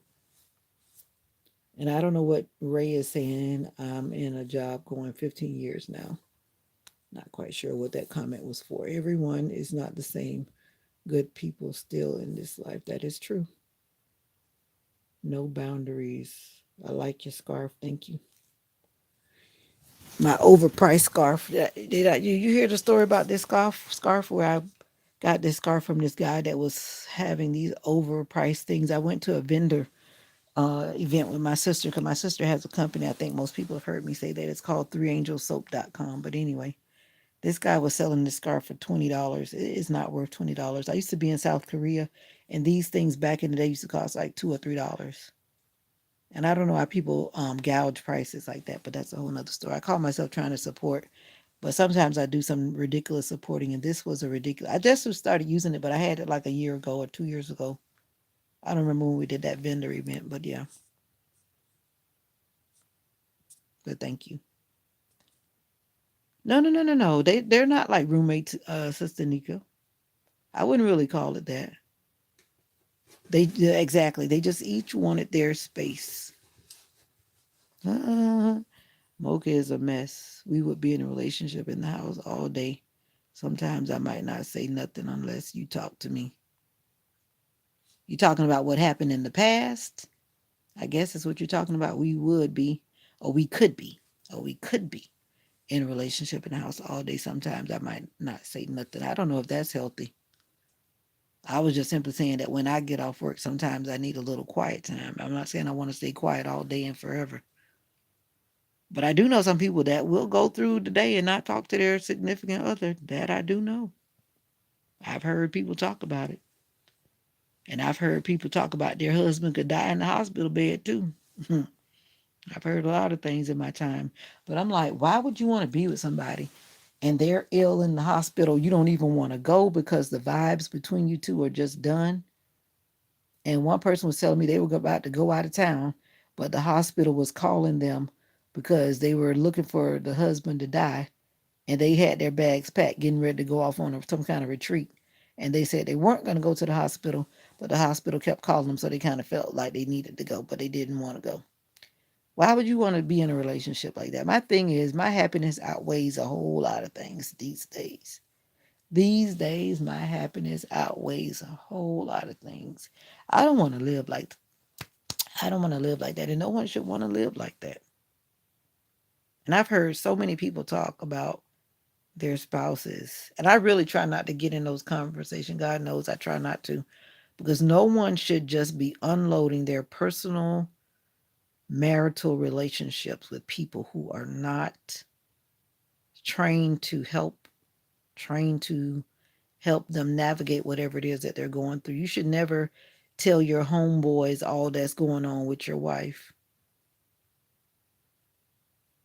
That scar put me in my 30s. Okay, I don't know about all that. It reminds me of my grandma. My grandma always tied her scarf like this and tied it right here in her forehead. Yeah, they should talk to God, but sometimes some people need to go beyond the talking to God and go to an actual marriage counselor or even a therapist, depending on what. Maybe they need a sexual therapist. I don't know what they need, but going to tell your homeboys all about what your woman is doing and not doing is not what you do. Like someone has said, and many people say, not everybody, but some people say that I, what was I about to say? Like, for example, if we're having a problem in our home, everybody else should not be knowing what's happening with us in our home, whether it's something simple or whether it's something major. And like I've heard a lot of couples say, just because we're disagreeing at home, when we go out in the streets, we are still one. We should represent ourselves as one. You should not be putting me down because you don't like the fact that I burnt breakfast up, and then you're going to go out and tell everybody that I burnt the breakfast up. Now, I'm going to share with you a situation I was in. I was visiting my brother back in the day, and then there was my brother. I wasn't married at the time, I had a boyfriend. My brother and his wife was there, and then this other guy, he and his wife are there. Now, my brother is chill, whatever, whatever, with his wife. His kids were there. And this man and his wife was there. When I tell you that this man, I didn't know him. I met him at that occasion because we were having like a little get together, whatever, at my brother's house. Long story short, this man belittled his wife in such a derogatory way in front of everybody.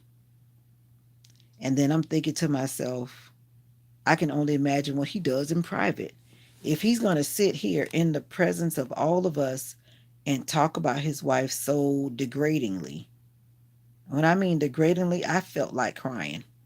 And he wasn't talking about me. And he was just saying, I'm not even going to repeat what he was saying. Some of it I remember and some of it I don't. But the point is, he sat there and tore his wife to pieces.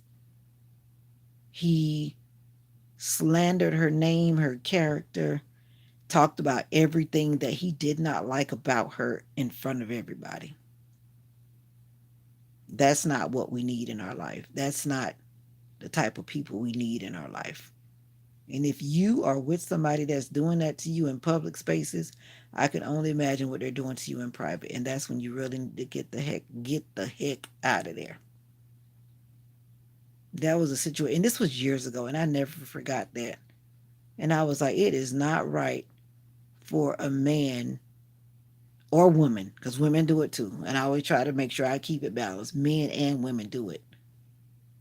If you're like that in a relationship, especially if that person is your husband or wife, or if you're engaged to be married, I wouldn't even be engaged if somebody's doing me like that. Mm-mm, mm-mm. And if somebody's doing it to you in the initial phase, you go out on a date and they're belittling you and speaking to you in ways that make you feel uncomfortable. Mm-mm, mm-mm.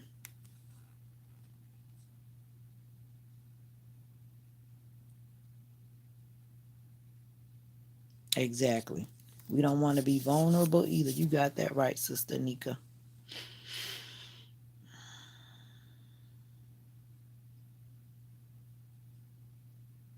Exactly. Those kind of people that throw your flaws back in your face. I've been through that too. And that's not love. It's not. Love doesn't do that.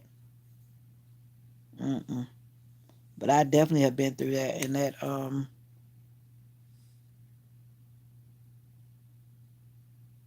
yeah, that is not love, and definitely I have been through that.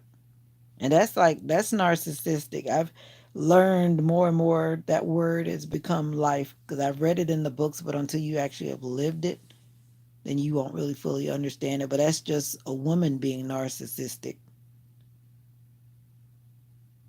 and it's so sad and it's hurtful. That leads a lot of people to stop being transparent, and it leads a lot of people to stop sharing. But that's what I'm saying. I'm like, I'm not hanging around in a relationship that even shows me those signs. Love is what love does. I hear that too.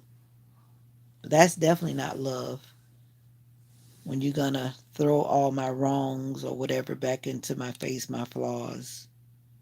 That lets me know right then and there that if you did say that you forgive me, you didn't forgive me. As soon as the opportunity presents itself, you're gonna use it as a weapon against me. No, that's not love at all. Especially if you do it publicly. It's one thing to do it privately, but if you I seen people going at it in the supermarket, going at it in the mall. They start just exactly. That can break a person. It will break a person. But my thing is when people stay in relationships like that, if you're gonna stay in it, then get therapy, get some type of assistance to help the situation to hopefully get better. But if it's not getting better, why stay in a situation that's breaking you down? And yes, the words do hurt. Because I can still remember some painful words that I've asked God to help me heal from. That people just say the darndest things to you, and then it sticks. It sticks here. It doesn't just go away. It does not just go away. No. But I definitely know I've learned a lot in some years that have passed, and I definitely know what I'm not repeating. Mm-mm. So I will stay single until God says, that's the one. That's him, girl. That's him. That's him. Don't run no more. Don't run no more. Hey, yeah. Don't run no more. Don't run no more. But I'm running like David. I'm going to run like David. I'm not joking. I'm for real. I got time. I'm healed. I feel healed, but I'm always healing. Healing is a process, it's ongoing. And like I said, there's things that still trigger me. There's things that still trigger me, even though I had some prevention type therapy, prevention type therapy. I didn't cover everything in my therapy, but I covered the things that were related to my trauma, and it did work for that. Sometimes I feel like I need to go back and address some other things. EDMR therapy. I have a video about that on my Breaking and Healing channel, what I did with the therapist. That really like saved me from a lot of things like jumping out of my sleep. I still have issues with post traumatic stress disorder cuz some things just they will be there, but I'm doing a whole lot better than I was. A whole lot better than I was, but I could definitely relate to the military people who have gone away and have been traumatized and they come back and they deal with all that PTSD and all that stuff. It's real. It's real. And not even long ago, this guy was at the VA, the veterans, the Veteran Affairs or whatever hospital, and he jumped off the parking thing. And that was like maybe a month ago. And they said he was with his family, and he had went in to get whatever he needed at the hospital for his appointment or whatever. And they're going back, supposed to be headed home, I guess, or heading back wherever they were coming from. The dude jumps off the parking garage. And I'm thinking to myself, did he not see the right person when he went to the hospital? Did they not notice signs? Did he show signs? It's like, what was going on? But sometimes we cannot read people's minds, and you never know what a person is thinking.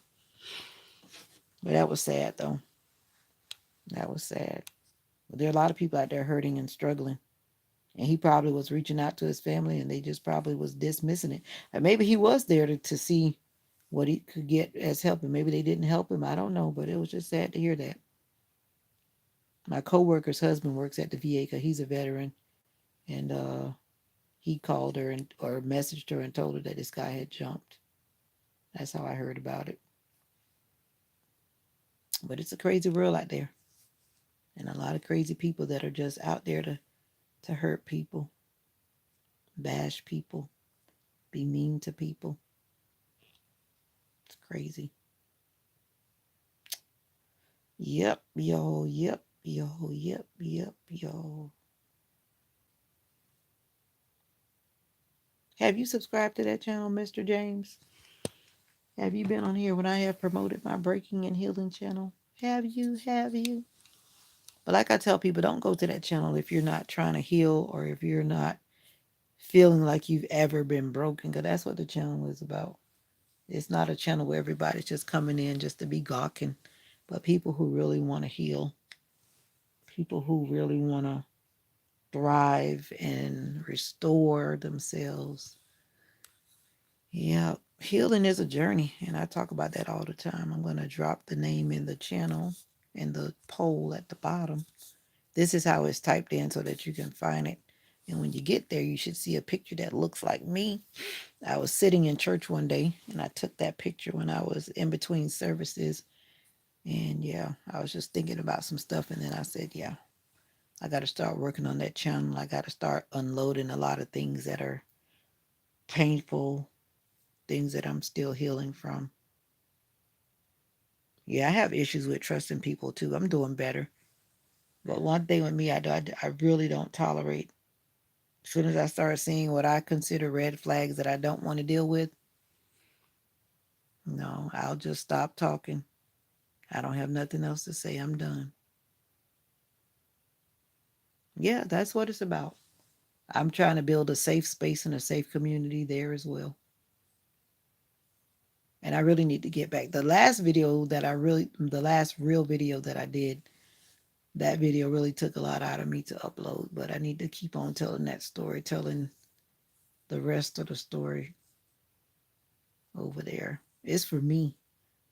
And for those who've benefit from it, that's great as well. But oh, telling your story, telling your testimony.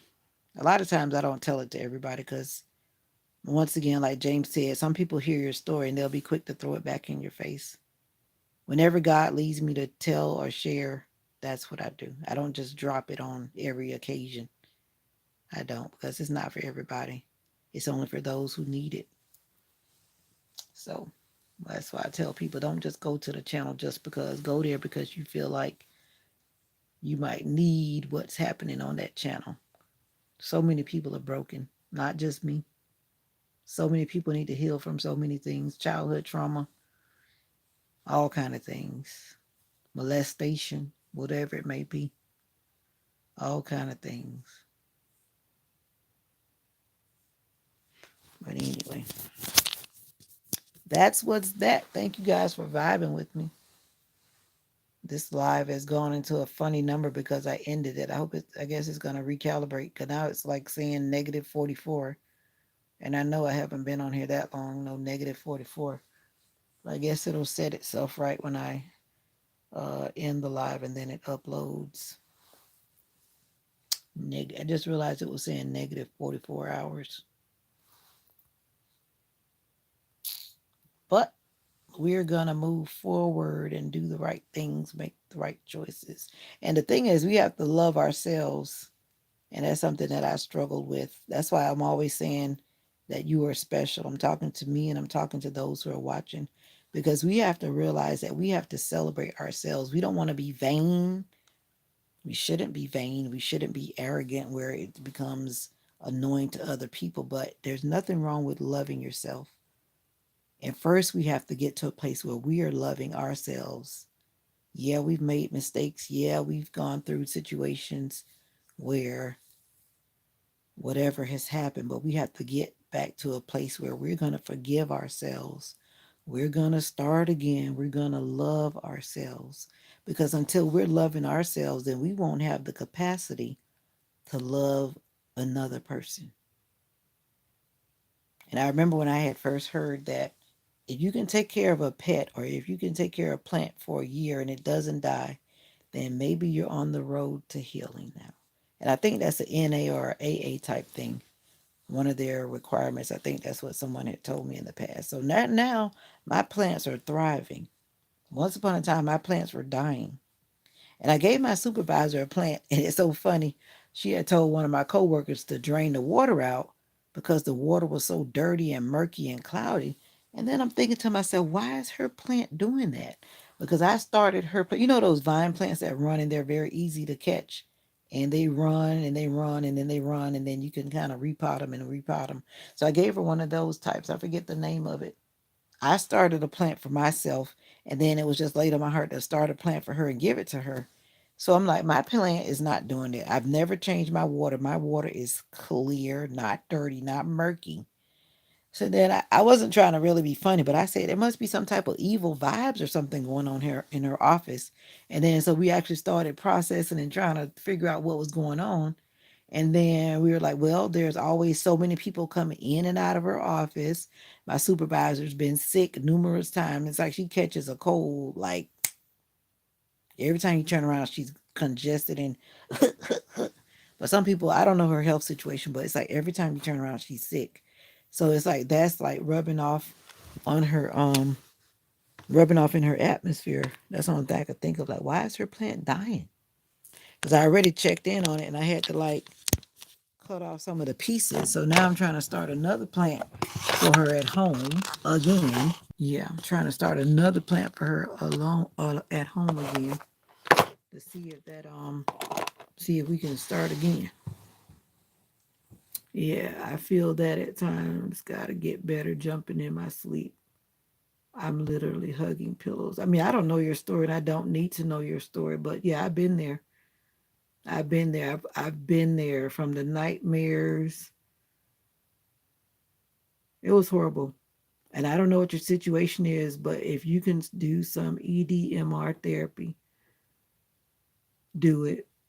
I actually went to the health department because when I went to the domestic violence shelter, because once I left and I dealt with the victims advocate through the criminal court and all that kind of stuff, they put me in touch with the domestic violence group where I was. And then when I came up here, I asked them to connect me to the one that was up here in this county.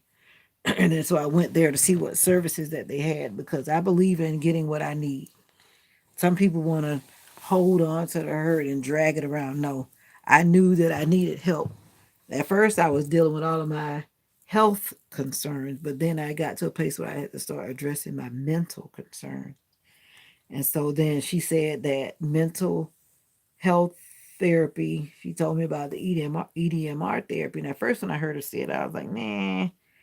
But then the more I kept having these nightmares and all these things dealing with the side effects of PTSD, being jumpy in public, jumpy at home, every certain sounds would trigger me and I'd be jumping and whatever. I was like, yeah, I really need to do this because I'm not getting any better. So I went there and I had my EDMR sessions with the therapist. And let me tell you, it worked. It calmed all those things down in my mental space and brought me to a place where I could be calm and not triggered with those certain things. So I suggest, like I said, I don't know your story. I don't need to know your details. If you choose to share it, that's one thing, but I'm not asking you, but I do know that therapy does work. I do know that it works and it will work. All right. I'm glad you are a good listener, Fred.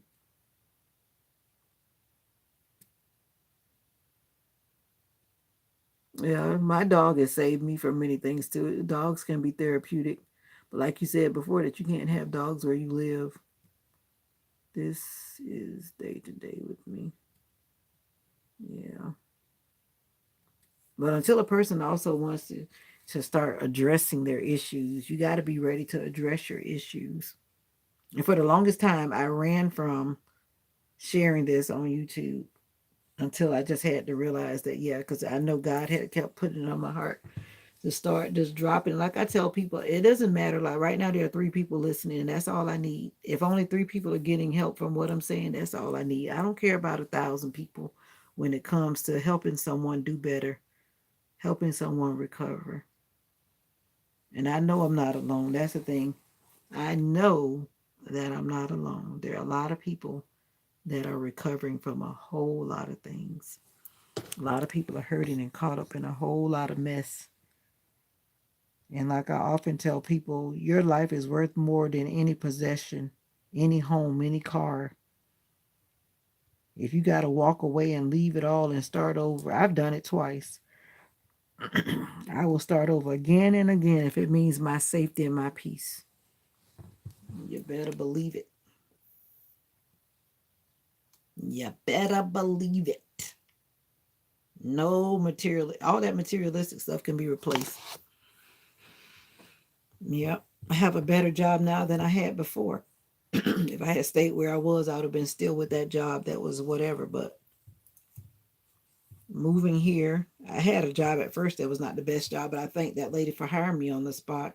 She didn't have to, but she literally hired me on the spot. Some people will do that.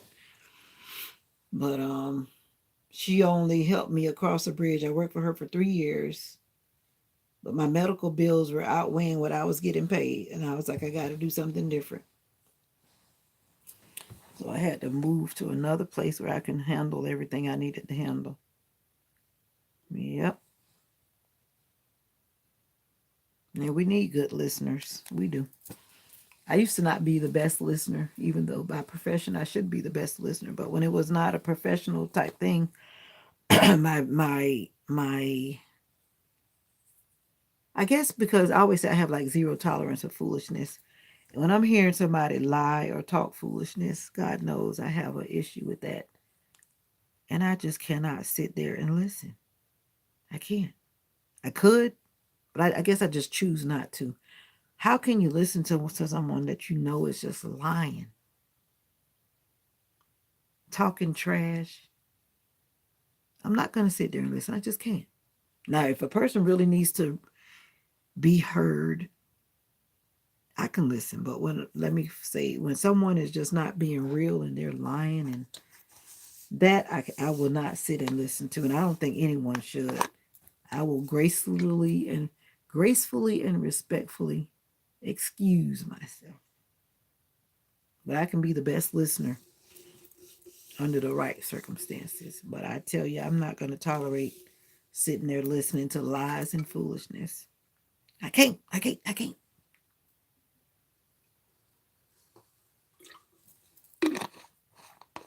For one, my mental health is not going to accept it. I don't want to accept it anymore. I don't want to. Don't want to accept it anymore.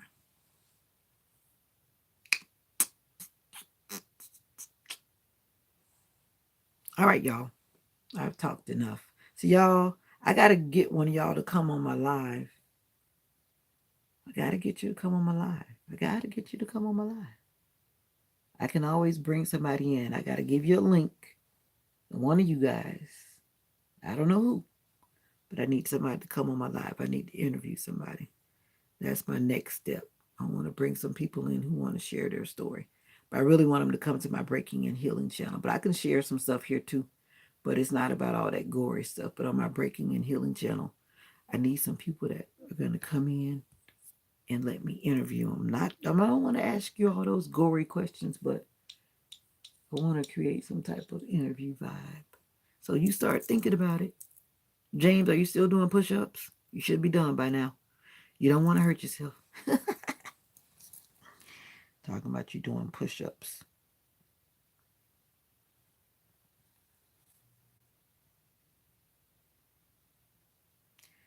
South Korea is going through stuff.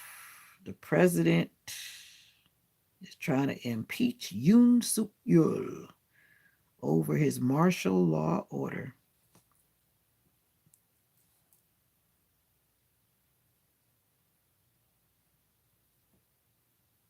I miss being in Korea, but there's some wild things.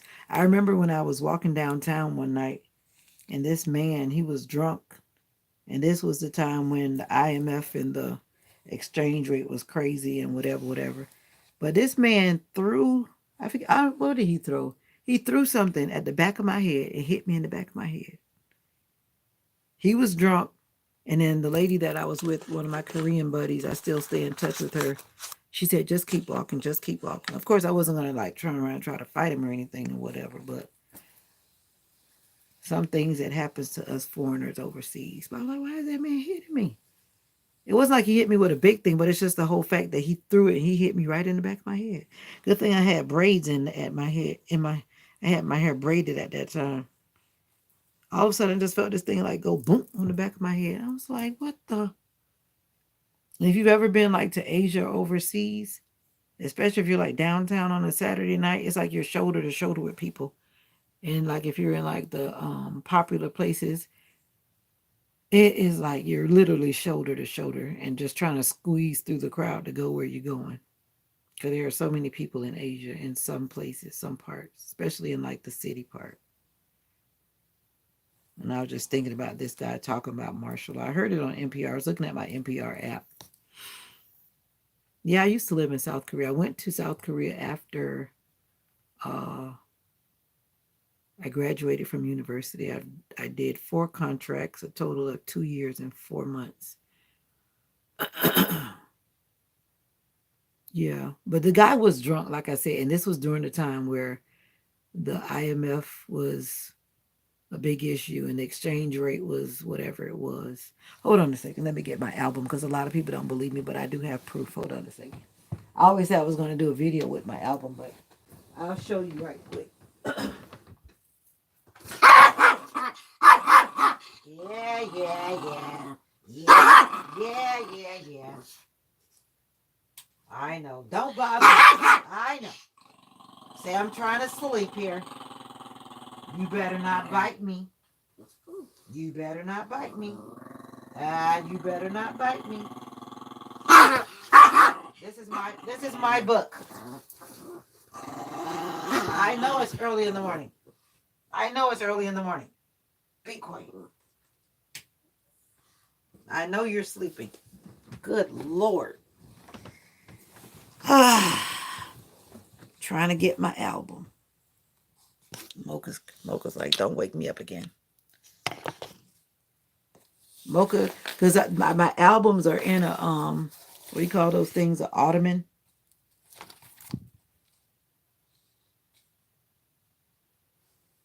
All right, I'm gonna use my rear camera so I can show it to you better that way. I'm gonna show you some pictures of my. I gotta turn the light on because you won't be able to see it. Some pictures from my younger days. Some pictures from my younger days. All right. Anyway, I was there for my church. A lot of people always assume that I was like in the military, but I was not in the military. I was a volunteer missionary with my church teaching conversational English. And I just scratched myself. Show you a couple of pictures here from my younger days when I used to look so young. All right, let's see. Where shall I begin? All right, this picture right here.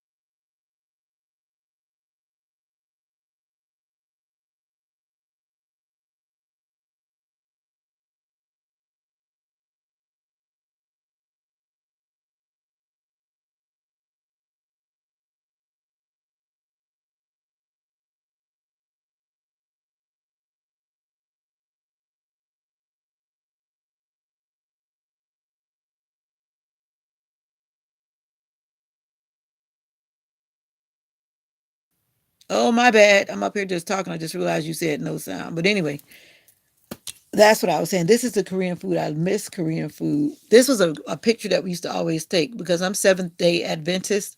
We would always make these big letters on the ground and then they would go up on the roof and take the pictures. But what I was saying over here was, what was I saying over here? Oh, yeah, this is the money right here. The money. And this is 1,000 won, which is like $1, basically. I don't know what the exchange rate is right now, but this is like the money. And it's so beautiful. That's what I love. I used to love going to the mountains all the time. And this was a phone card. It looks almost like, you see this chip right here? We didn't even have these at the time in 1997. As far as I know, we did not have these. These things were already in South Korea. A lot of things that were in the States after the fact, they were already in South Korea. Yep. And this was the bus terminal. This is when we were packing up to leave. And if you've ever been to, like, I think this is in Canada. There's something like this in Canada, but this is in Seoul. Seoul. And this is the girl. Let me show you this lady right here. We had a talent contest, and this lady was so upset that I won. This was in 1997. See right here? This was August 1997 to October 1998. This is where I was in California. We went to SoCal, California for training. And this is when we were about to be going to be dropped off at our cities. Because first we were in Seoul for training for a while. And this was my trip to work, basically. I took a picture of my trip to work. That was before I had a decent camera. That was like, what you call it, that 110 film, I think. But anyway, what I was saying about this person, that I'm going to go back and say again, this guy caused my fiance to be jealous, even though I was trying to be honest. I couldn't help that the guy liked me. I didn't like him, and I told that. But just because the guy liked me, then and this is one of the students. They always were very loving and supportive. They had invited us to dinner, my roommate and I. This guy got in trouble because he was doing bad stuff. Everybody that go working for the church are not always about doing the right thing. But anyway, this is where I was singing right here when I had won that talent contest. And I don't know why the girl got just upset. I just did what I did. It was my birthday. They almost, I was crying. They had surprised me with the birthday cake. They created this cake thing for me when we had our retreat. And I was like so outdone because they knew it was my birthday. And they were the sweetest. This was us just getting ready to go, go, go, go, go, go, go. Anyway, this is me. And I wish I had, this was my children students and they're a trip. Those kids have so much pressure on them. When I say so much pressure, it's unbelievable. And see, this is another one where we made the SDA. This was a different year. Whenever we came together for the retreat, and this is where I got sick on my bicycle trip. I called myself trying to ride a bike. I had not been on a bike in years. And I had overexertion and I thought I was about to die. So here I am on the back of the truck. I was feeling so sick. But this was a fun trip. Oh, there I am. I mean, right there. It was beautiful up there in the mountains. Yep. Yep. Yeah, we had picked strawberries, yada yada. But yeah, this was life in Korea. This was like what you call it, the people that sell stuff. He was always here. They made this kind of popcorn thing, whatever. It was good, healthy. But this was life in Korea. And this was in the market, just like any other market. This lady, this right here was probably one of the interesting things. And people do that now here too. She had dyed the chickens. They were like pink, blue. You see those little things? Those are little baby chicks. And I was like, really, lady? And see, these little cans that we have now, they were there before I saw them here. And look at this. You know what that is? Yeah, I do keep in contact with some of these people. This is one of the first things that I really did not care for. This is the squat pot. In Africa, they have this too, like these type of things and like traditional like things. And this is what was in the bathroom in the place where we had to work. Talking about something that was stinky. Now, one of the rules, like in South Korea, you do what you do in here and you flush it. But this is where you put the paper. So even though whatever you do, whether you do one or two, you put the paper in here. Don't put it in here. That's like a big no no. Talking about stinky. Ugh, I don't even want to think about it. That's why I had to just take a picture of that memory. This was my Korean mom. She was a lady that was like our housekeeper. She cooked for us and cleaned up for us and washed our clothes. She was the sweetest. She has a biracial child. She had a baby from a military guy. She's so sweet. And this girl is the one that I keep in contact with her. She was our translator and she became my good friend. I was actually doing the sermon that day. We had to do sermons too. So it had to be translated to English. Yeah. And that's us at McDonald's. That's some of the guys I worked with at that time. That's us at McDonald's. And this is some of my students. That's me. We took a picture. See how young I was back in the day. The good old days. See, these were my students. That was the pastor's wife. Where's my favorite person? Where is he? And I wish I could find him. I had some of their numbers, but I have them, but I need to go pull them out. And that's us on a trip. That's the same girl that I keep in touch with. I need to go visit her. I was supposed to go this year, but I didn't. This is us on the mountain having a picnic. And this was some of my church family. Yep. And this girl spoke like impeccable English. Impeccable. And then this was when my students were doing like a skit. I tried to make it fun. They took it to the another level. They really did good. Whatever I gave them, they just excelled in whatever it was. And this is us at a folk village. And this girl, couldn't trust her. Can't trust everybody. These things were like everywhere.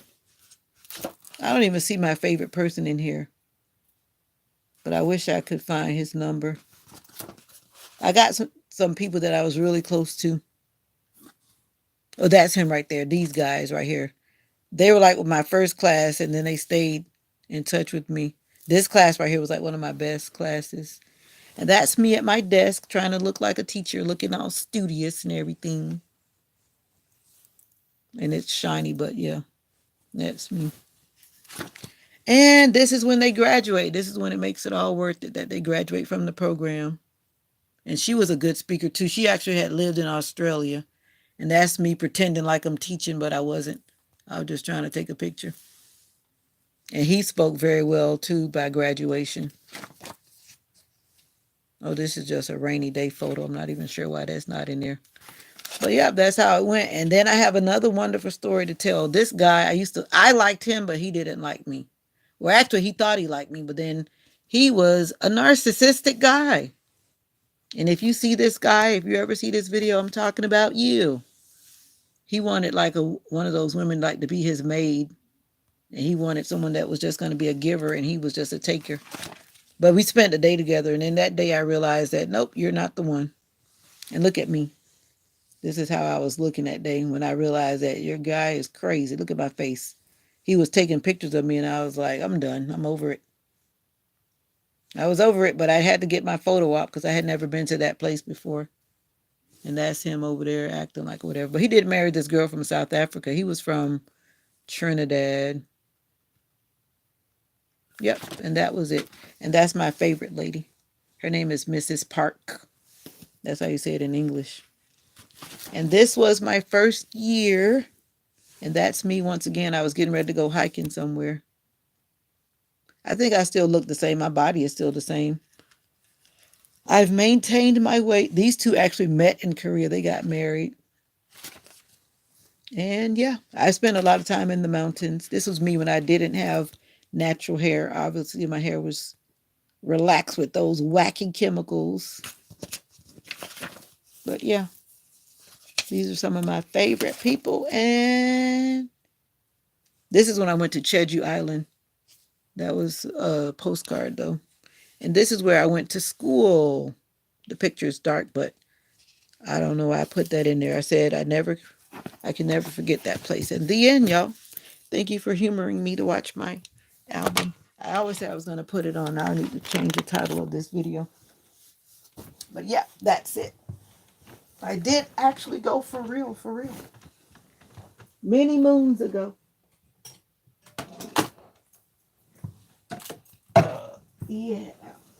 And that's my story, and I'm sticking to it. And I'm not going to bother Mocha. I'll wait till she moves and I'll put it back. Mocha's going wild.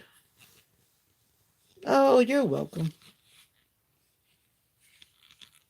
I did, right? Stink, because it was when I tell you it was just like, because just imagine, like we're used to putting paper in the toilet and flushing it, but the way how the pipe system is when we were training in California, we learned like different things to do and not do, and one of them is not to flush tissue paper down the toilet.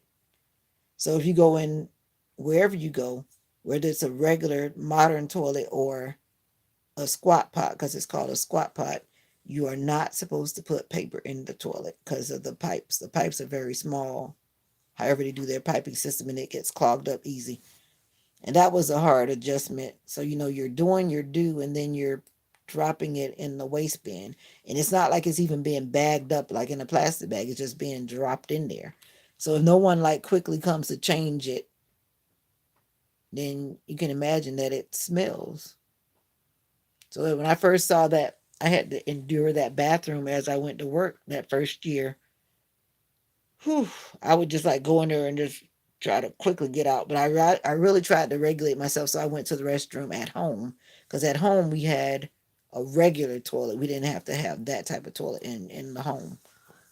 But that building was like an old building, so that's what was in there. So it was what it was.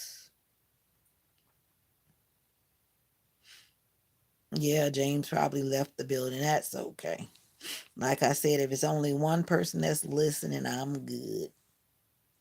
Do you ever keep in contact? Yeah. That lady, I keep in contact with her on Facebook Messenger. And I really wish I could. I do have numbers for people, but actually, I never really tried to call them directly. One day I said I was going to get a phone card and just call and see if they still have their number. I think most people keep their numbers if they don't need have a reason to change it. And I do have some of their numbers, but I just have to actually initiate a call. I wish I could find some on social media. My friend told me about this app that a lot of Koreans use, but it was kind of tricky. And then the last time I tried to get on it, it was giving me a hard time. So I think they kind of blocked it where foreigners can't get on there. Because when I was trying to put my info in, it wasn't accepting it. And then I wish I hadn't deleted it because the first time I did it, it let me get in. But then the second time, it wouldn't let me get in. But anyway. But yeah, I have 3 albums. I was supposed to have 4, but I never set up the 4th one, and I didn't really take that many pictures because I had went back for 2 months when my daughter was 1. I felt like I needed to get away and figure out what in the world was going on with me at that time when I was going through crazy stuff at that time. So I went to South Korea for 2 months and then I came back. Anyway, WhatsApp wouldn't work. Yeah, it would work, but that the person has to have it. And I asked her to put WhatsApp on her phone, but everyone doesn't always want to do different things. But I do use WhatsApp. Yeah. But I just talk to her through Facebook, and then she doesn't even always get on her Facebook that much. Every blue moon she'll check in. So I check in with her that way. Good morning and welcome to the live. Depending on where you are, maybe it's night, maybe it's day, I don't know, but I'm here in Florida, USA, and it's 5:36 a.m. and I've been awake for a long time. I hope you're having a great day wherever you are. Welcome, welcome, welcome. But yeah, WhatsApp does work. WhatsApp. Or I used to use that app called, what it was called? IMO, I think. But I took that one off my phone because that one was kind of weird and I wasn't necessarily trusting it. But I think it's emo or IMO, IMO, AM, IMO. And somewhere along the way, someone had told me about it. And I think it was being like shared some years back on social media. But I noticed that they stopped sharing that one on social media. Mm-hmm. Uh-huh. But anyway, Sister Nika, I'm going to get off here because I know this time on this video is not right. But eventually, when YouTube puts it all together, they'll put it there. I know I've been on here for a while to the point where I had to plug my phone back up because the battery was going down. But anyway, I wish you a great day and I wish you a great self care day so that you just pause to take care of yourself, your mental self, your emotional self, your physical self. Get out there in those streets or get in the window. Make sure you get some sunshine, especially between 10 and 12 p.m. today. I don't know what your plans are, but I hope you enjoy something this day. And I'm getting hungry. So, therefore, I need to rest a little bit and then I'm going to get up. And then I have to change my bed because I put chocolate all over it. But anyway, thank you for joining the live. Thank you for moderating and thank you for listening. Because you didn't have to listen, but you did. So I thank you.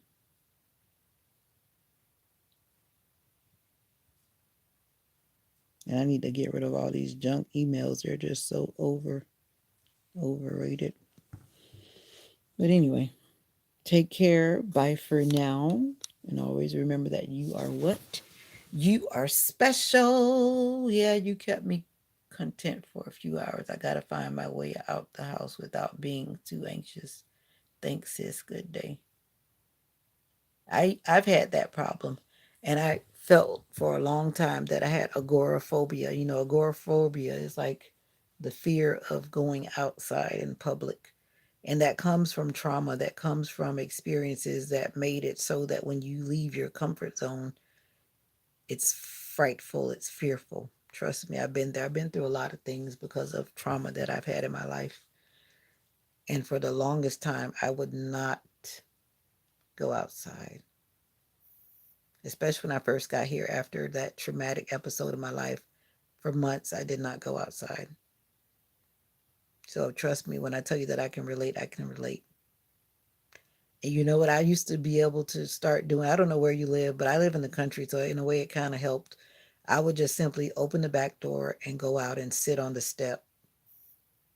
And I would just sit there for long as I could, even though it felt so uncomfortable. But every day I just had to say, okay, I had to tell myself, this is what I need to do. And I would go out, sit on the back step. I don't know if you have a patio. I don't know what your living situation is like. I know that you did say that where you live, you can't have dogs. So I'm going to guess you live in some type of place. I don't know if you have a private balcony or whatever. That would be nice. Even if you could just begin to just step out into a space where there are not any people and just stay there for as long as you can. Don't torture yourself, but just stay there for as long as you can and go back inside. And every day, just keep trying to do it and just keep trying to do it until you get to the place where you can go beyond that space and walk away from the building as far as you can and come back. Stay where you always feel safe and comfortable, but every day just try to go further than you did the first day. And talking about going to work was hard. I did go to work during that time, but when I came home, I didn't go back out. I could get to work. Work was uncomfortable. Being around people was extremely uncomfortable. But I knew I had to work because I had to make money to take care of myself. But when I got home, I walked Mocha real quick, came back in the house. I did not go back outside till the next day. But I realized I had to start stepping out and doing different things. So then I start going to like stage plays at a small theater. That took me out of my comfort zone. I started going to nature trails where there were not a lot of people. Oh, that lasted for a while. I've been through a lot. When I tell you I've been through a lot, and I'm going to unfold as much as I can on my Breaking and Healing channel. I've been through different seasons in my life. Some lasted longer than others. But after going through domestic violence, that was a traumatic experience that it was life changing for a while. Well, that's good. Going to the park is a good thing. Go, okay, those are good steps. But I understand about the anxiousness. Trust me when I tell you, I understand. And that's something I'm always careful about where I sit in public. And in this day and time, everyone needs to be careful about where they sit in public. I always try to sit where I can get out as fast as I can without encountering a lot of people. Generally, that's what I do. And I always sit where I can see the door. I want to know who's coming in. No one is going to walk up on me and scare me or catch me off guard. Because for the longest time, I always felt like my ex husband, was coming back to get me. For the longest time, that was like the worst feeling. Just because of the PTSD and the anxiety that I had. He's never done it. But from what I've seen in the media, I never let my guard completely down because we've all seen in the news where people come back years later, something just triggers or whatever, and they just come to get you. And someone that was giving me legal advice when I was going through my criminal case told me that I should not name him in the video, but I plan to name him in the video. I plan to show his picture in the video, but someone keeps telling me don't do it because he might be still following my content and see that I'm. But I don't know. I don't know. I'm going to let God lead me there, but I do plan to name him in the process of telling the story. I have not so far, but I've had certain people tell me that I should just tell my story and not name him or talk about who he is and whatever. Oh, I understand. Trust me. When I tell you I understand, I understand. But I just realized I had to start freeing myself. Freeing myself. Because I recognized that I was locked in fear and I could not get myself out. But I had people that surrounded me, people that loved me, even when I couldn't love myself. My mom, that's why I hang around the church here that I hang around, even though I'm not a member there, but those people loved me when I didn't love myself. And some of them have died now. And those are some of the people that really broke my heart when I talk about when I've mentioned before that the grief that I went through when certain people died, because those people were my rock.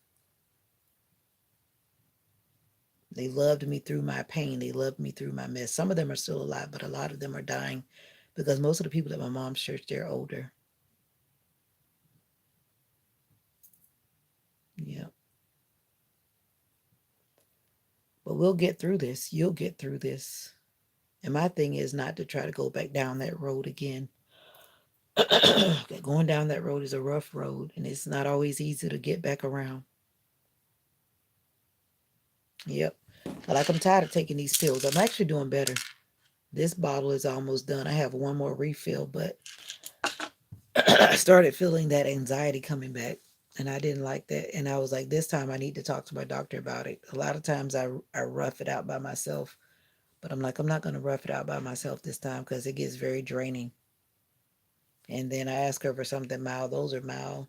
Sometimes I forget to take it and I still feel okay. But I just don't want to ever go down that road again. I don't. So if I got to take a little white pill to make myself feel better, then that's what I'm going to do. And even sometimes those don't work because sometimes some things are beyond what medicine can do because it's something that's inside that we have to actually take the time to deal with. And that's why I believe in therapy. That's why I'm going back to school so that I can do therapy because there's a lot of people that are hurting, a lot of people that are struggling. A lot of people are struggling, a lot of people are hurting. And I want to make it so that people are comfortable with mental care, mental health. Like those people that are taking haircuts to the streets, somebody needs to take mental care to the streets. People are not going to want to come in the office, but they'll talk to you out on the streets. They'll talk to you in the park. And if I can take mental health wherever I can take it, that's what I'm going to do. That's the kind of mental health person I want to be. Because people are traumatized about going into institutions. They're traumatized about walking into doctors' offices. Even for me, that's like the scariest thing. I don't like going to doctors' offices. A lot of people don't want to go into some strange place, but they'll meet you in the open air because there's some type of safety in nature. People sit and talk to you in random places that they wouldn't talk to you if you were in an office, but they'll talk to you out at a park on a bench or some place where they feel comfortable and they feel like they can walk away if they need to walk away. So, but anyway, that's enough for me rambling, but that's where I am. That's where I am right now. And even like for about 7 months this year, I didn't even go to church. I don't know if you heard me tell that story, my testimony, that part. About 7 months, I just didn't go outside, didn't go anywhere on the weekend. I didn't want to. I had gotten fed up with people, fed up with life, and every time I had a chance to take a break and get away, that's what I did. But I know that's not always healthy either. But I had to get my mind in the right place. It is paralyzing. That is the exact word. It is paralyzing. But until we, you and me, and everyone else, make up our mind to realize that I got to start freeing myself. I don't want to choose this way. I don't want to be like this.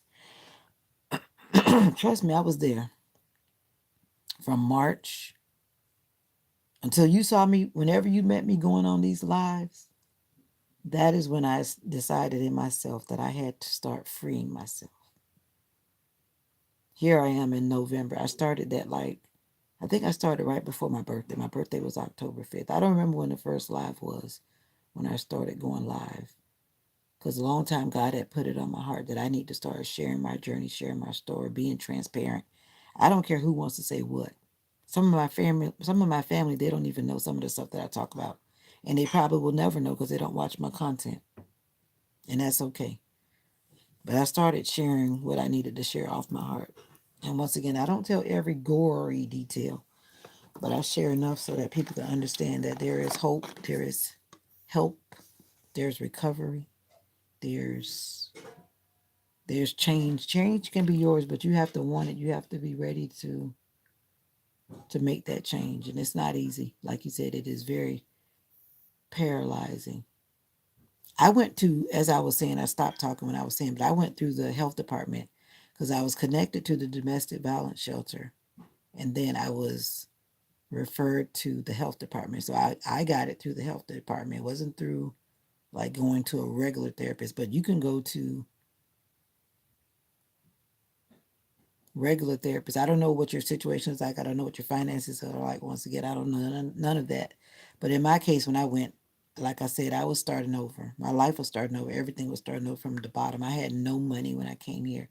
I had exhausted all of my money when I came here, just trying to get out of the situation that I was in. And it was okay. If I had to start with one penny, that's what I was going to start with because I was going to save my life and get out of that situation. But because I went through the health department and I went through the domestic violence shelter advocates, I didn't pay anything for therapy. And I believe if you go to your local health department, depending on what your financial situation is, because you know all that stuff is based on your finances or whatever.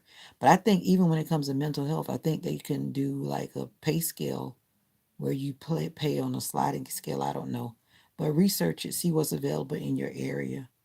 Because when I tell you that it freed me from those traumatic nightmares that I was having and certain things that I would see around me, like the vehicles that were reminding me of this person, all that kind of stuff, I got rid of all that. And I can speak about it without getting upset. I can speak about it without being triggered when before therapy I couldn't. Now, I have a lot of things in my life that I have had trauma with, but I've learned how to process them. Now, I went to school for what I went to school for, but most of what I use that I've learned in school, I use it for myself first. Because if I'm not going to help anybody, I'm going to help myself first, and then I can help other people. So, yeah, you look that up. And it's for people who've had issues with trauma or situations that you need to. It's almost like you're reprocessing your thoughts so that what you experience is no longer controlling you. So that's basically what is happening. And it's not anything that's hurtful or harmful or whatever. You can even go to my video because I made a video about that on my channel where I describe what happens or what you go through with in that therapy. So you can even go get the information from my video because I did do a video about that. My viewpoint on what I went through dealing with that type of therapy. Yep, exactly. I don't know what's wrong with our people. But once again, I'm going to say some. And like you said, maybe a lot of them, but it's not all of them. Yeah, they do have support groups. If you, I don't know, like I said, I don't know your situation. Hold on. I'll tell you. I can see it. Let me see. I'll put the link. Hold on. Give me a second. I'll go to my channel and put the link in there in the chat. I don't have a lot of videos on that channel, but I don't mind. I'll look it up for you and I will post it right here. Just give me a minute. My throat is trying to get funny. My sinuses are still trying to act up. Breaking and Healing. And that video is called. I actually have some singing videos on this channel because I had started singing on this channel too. Then I lost this information.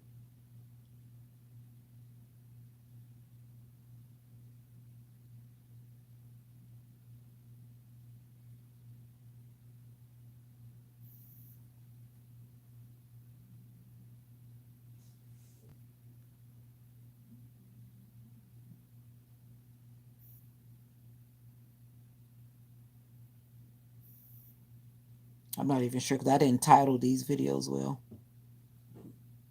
No, I don't think it's that one. It's this one. Yeah. Yeah, this is not exactly titled exactly well, so you wouldn't even find it that easy. But unless you click on it, if you click on it, then you'll see like the full title. But I'm gonna leave it as it is. I'm not gonna go back in there messing with it.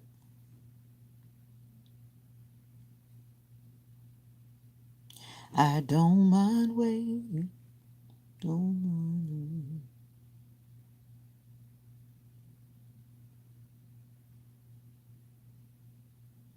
Yeah, I understand what you're saying, but I'm at this point now where I don't care who knows. But one thing you have to always remember that you can't tell everybody everything, but I tell just enough. Some people know my no actually no one knows my complete story but God. But I did let some people read some of the things that I wrote because like I had to write some things for the advocate, the victim's advocate before I went to court. And I've only let one person read what I wrote the day after what happened to me. One person, besides the court people, I only let one person. As far as I know, they never went around talking about what that said. But trust me, I know what you mean about some people telling your business. And that's that link to that video where I was talking about EDMR therapy right there.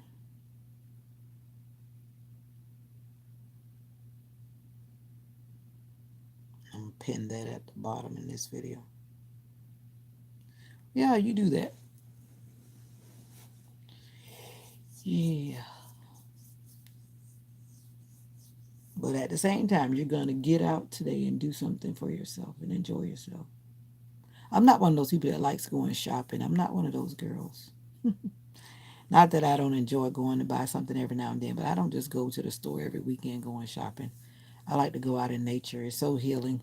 And one thing that's very important, like me, I'm not exercising. And like my physical therapy assistant always told me, exercising is so important for your mental health. That's why if I don't do anything else, I go walking. You got to keep the mind active by exercising, even if you only exercise in your house.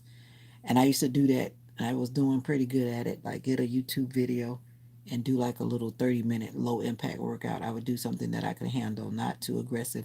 For a long time, I couldn't even exercise because of the injuries that I had. So I had to always get it approved or get my therapist to check to make sure that it was okay for me to do it because I had got messed up pretty bad. Yeah. But exercising is very important to mental health. And today I need to actually go exercising. I'm tempted to go to the beach today. And that's what I'm tempted to do, but it's kind of cold. I think I'm just going to go to that church with my mom because we're not going to go to her church.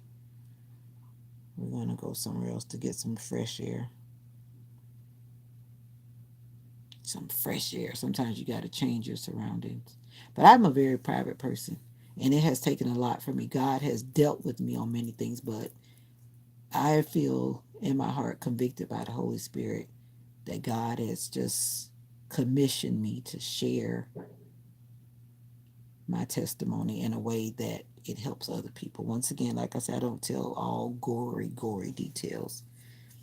Like when the person that had read the information from my court case and I said that I did not tell the whole story, they're like, yeah, I know. But I just told just enough in my videos because I know I don't restrict them by age. So even a child could listen and not be, it's so whatever that it may make a child have problems, or someone would say, oh, my child can't listen to that. No, it's said in a way where anyone can listen to it and not, you know, that it would cross any age or cause any issues.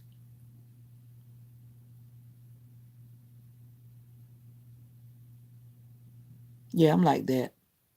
And it took a lot out of me because I made a video yesterday. I went to go get some food after work.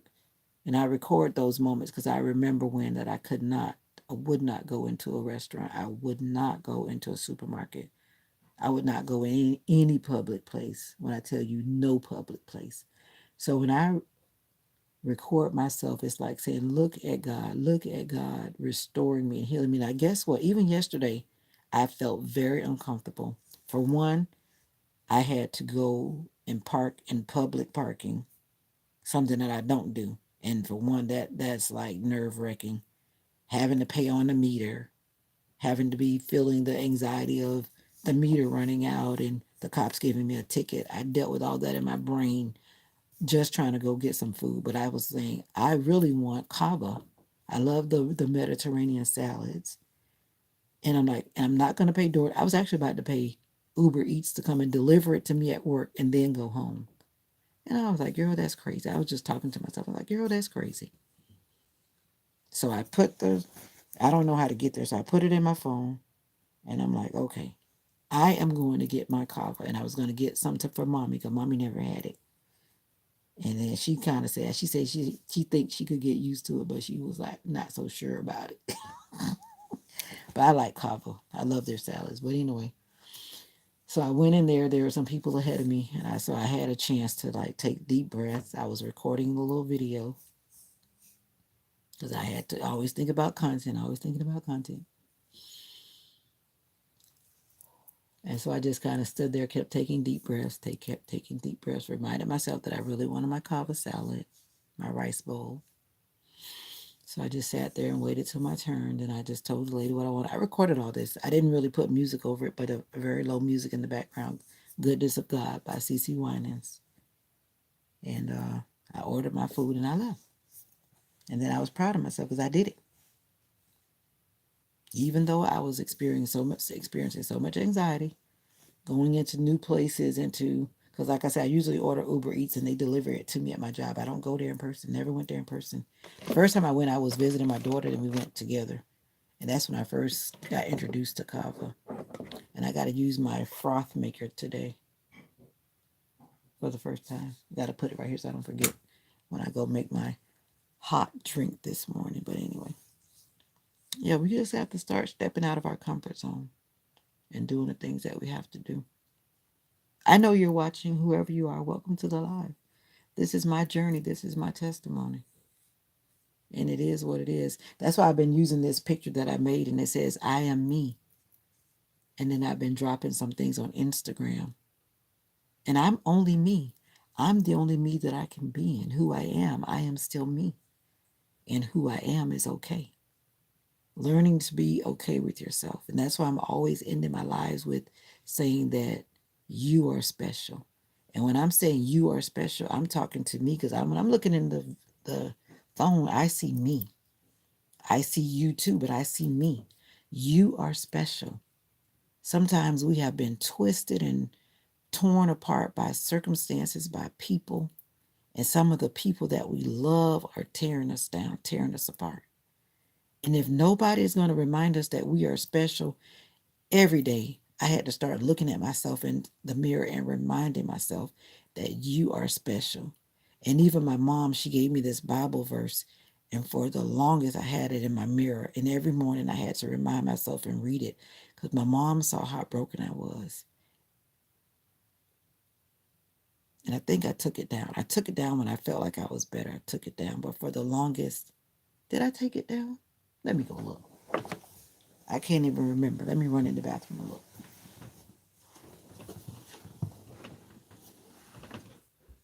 Good morning, Mommy.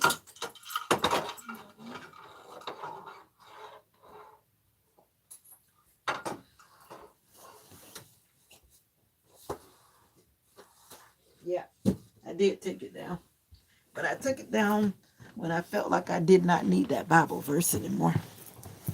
Yeah, but I had it in the, and I wish I could remember it right now, but it helped me through that time. But every day I had to look in the mirror and remind myself that I was worthy, I was worth, I was worth it.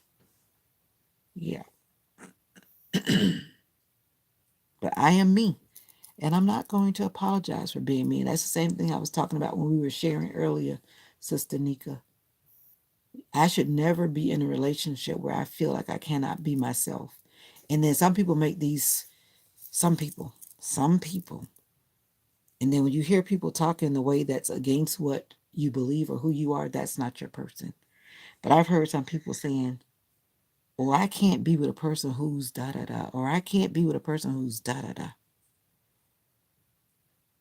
Don't force yourself to fit into anyone's mold. If a person is expressing to you that they can't deal with da da da, that's not your person. Don't get bent out of shape over it.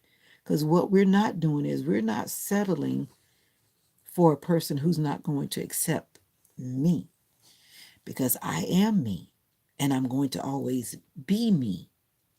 Now, if you're saying that you can't handle who I am, it's okay.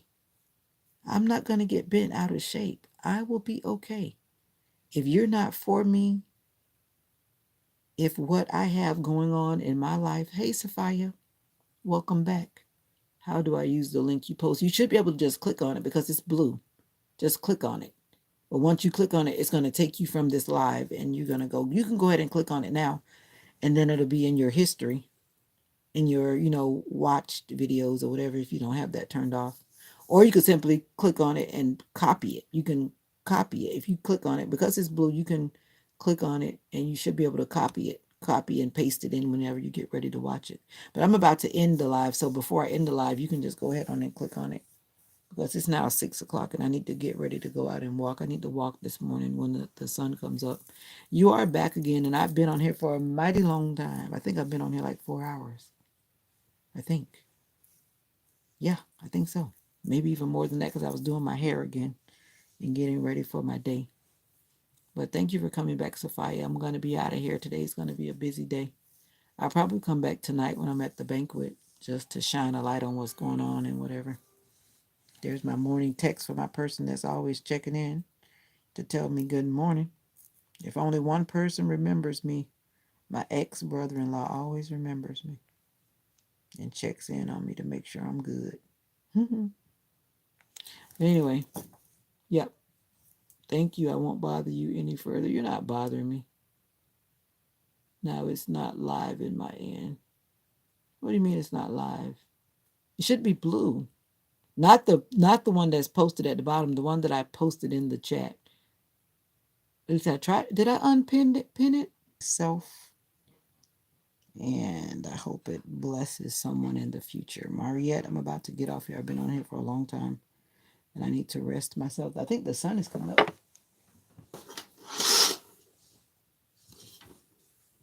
No, the sun is not coming up, but it's about to come up. But yeah. Oh, my patience is always there, Nika. And I'm guessing you're gone now. I'm not sure, but I'm about to get out of here and start getting myself situated and wait for the sun to come up.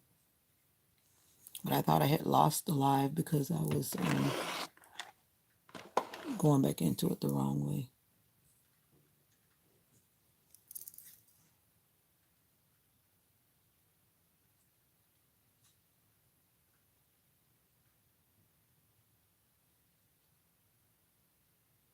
Oh, yeah. I figured out what I was doing because what I did, I was not going into the live as the content creator. I was going in like a viewer. That's why I couldn't get access. But yeah, I realized what I was doing. I'm still learning, still learning, still learning. Because when you lose the live like I did, I actually have to go back into it as if I was setting it up, not as like when you click into the thing. But anyway, yeah, I figured that out after realizing because I was like, why is my screen looking like that? That's not how my screen is supposed to be looking. Because I wouldn't be able to do like moderation in that mode either because I'll be in there like a viewer and not like the content creator. But I'm still gonna get off because I need to rest myself. I don't want to be in the service today and falling asleep. I won't fall asleep, but I don't want to be in there like. And we're gonna leave about 9 o'clock. Mom, you still want to go down the road,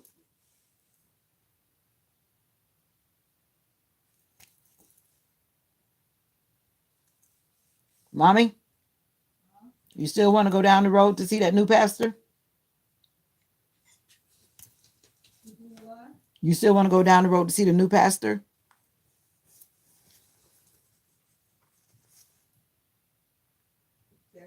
I say, do you still want to go down the road to see the new pastor? What you decided to do? Oh, you are? Okay. That is the right choice, mommy. Yep. All right. Let the devil be defeated. Amen. Obvious troll. Good morning. I asked you what your name was. Did you tell me? No, I don't remember. You're waking up. I need you to subscribe to that channel if it resonates with you below. But I will charge my phone, then watch domestic violence videos. All of them are not about domestic violence videos, but all of them kind of lead to recovery healing. That's my mission anyway. I have exactly maybe like 4 videos that are actually in the series that I'm trying to create. And then like I told you, then it got kind of hard the last one, but I think I'm on episode 4. Some of them are labeled well, but once you click it, you'll eventually see that it says like episode 1 or episode 2 or something like that. And then the other videos are just supporting me and supporting myself through the journey. Yeah, I did ask you what your real name is earlier, and you didn't answer. I don't know. Maybe you had left the chat or something. Maybe that's what happened. But I did ask you because obvious troll is not it, and I'm kind of tired of calling you obvious troll. But you don't have to tell me. It's just optional. I was just asking because some people get bent out of shape, and some people like being, what you call it? Exactly. You're welcome. But anyway, ooh, you came on earlier, didn't you? Did you go to sleep? I don't even know what time zone you're in because I don't remember. I got to do some satin hands. Mary Kay has this thing called satin hands and satin lips. It actually works, but you can make your own stuff. But in the wintertime, your hands get so dry, especially from, yeah, yeah. I figured you would say something like that. It's all good. I was just asking. But anyway, in the wintertime, we have to make sure we hydrate our hands. And I need to do my satin hands self care this morning because my hands from drying them. I need to do my nails. Look at that. I got so many things I got to get up and do. Yeah, I know you always join my lives and wish me well, and you're a happy troll. But anyway, I'm out of here. I'm tired. I need to shut the lights off and let the sun come up. The sun hasn't come up yet here. It's still dark. But it's going to be a great day, no matter what. And I need to rename this live when I end it and make sure I put some other words on there. I use a lot of lotion, but what I was just talking about was Mary Kay's Satin Hands that has a hand cream, has a three parts. Good night. It's good morning. It is good morning. I use a lot of lotion, but most of what I use is either Mary Kay or Avon. But I use my sister's body oil as well. That's what I put on last night before I went to bed.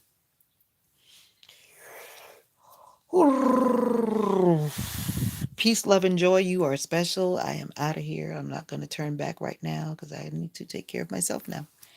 Self care, rebuilding, restoring, reviving. I guess I'm going to go to my mom's church today too. We're going to go somewhere else because of something, but we're not going to do that. We're going to go.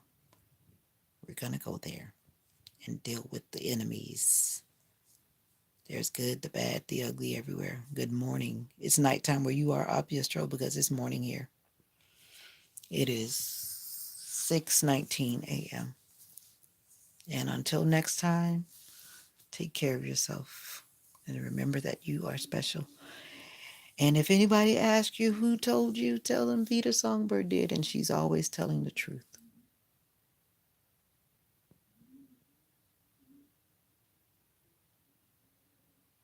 Yeah.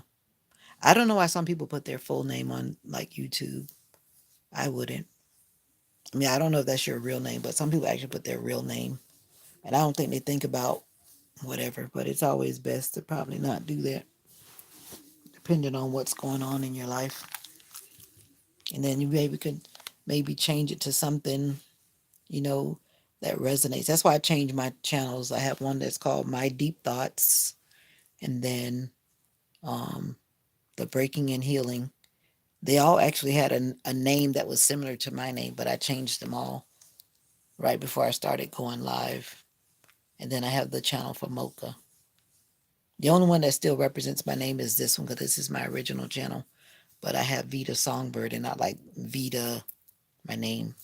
But anyway, if anybody follows me on Instagram, then they do know part of my name, but that's not my name right now, but that's my other name. But I probably need to change that too. But it is what it is. In this day and time, if people are wanting to find you, they'll find you. And thank you for reminding me that I'm special too. I appreciate that. All right, Sophia, you came in late. Go watch a live. Go back and check a replay. If not, see you next time. I'm out of here. My voice is saying time to say bye. Bye. And this time I'm out of here. Take care. Self care is the best care.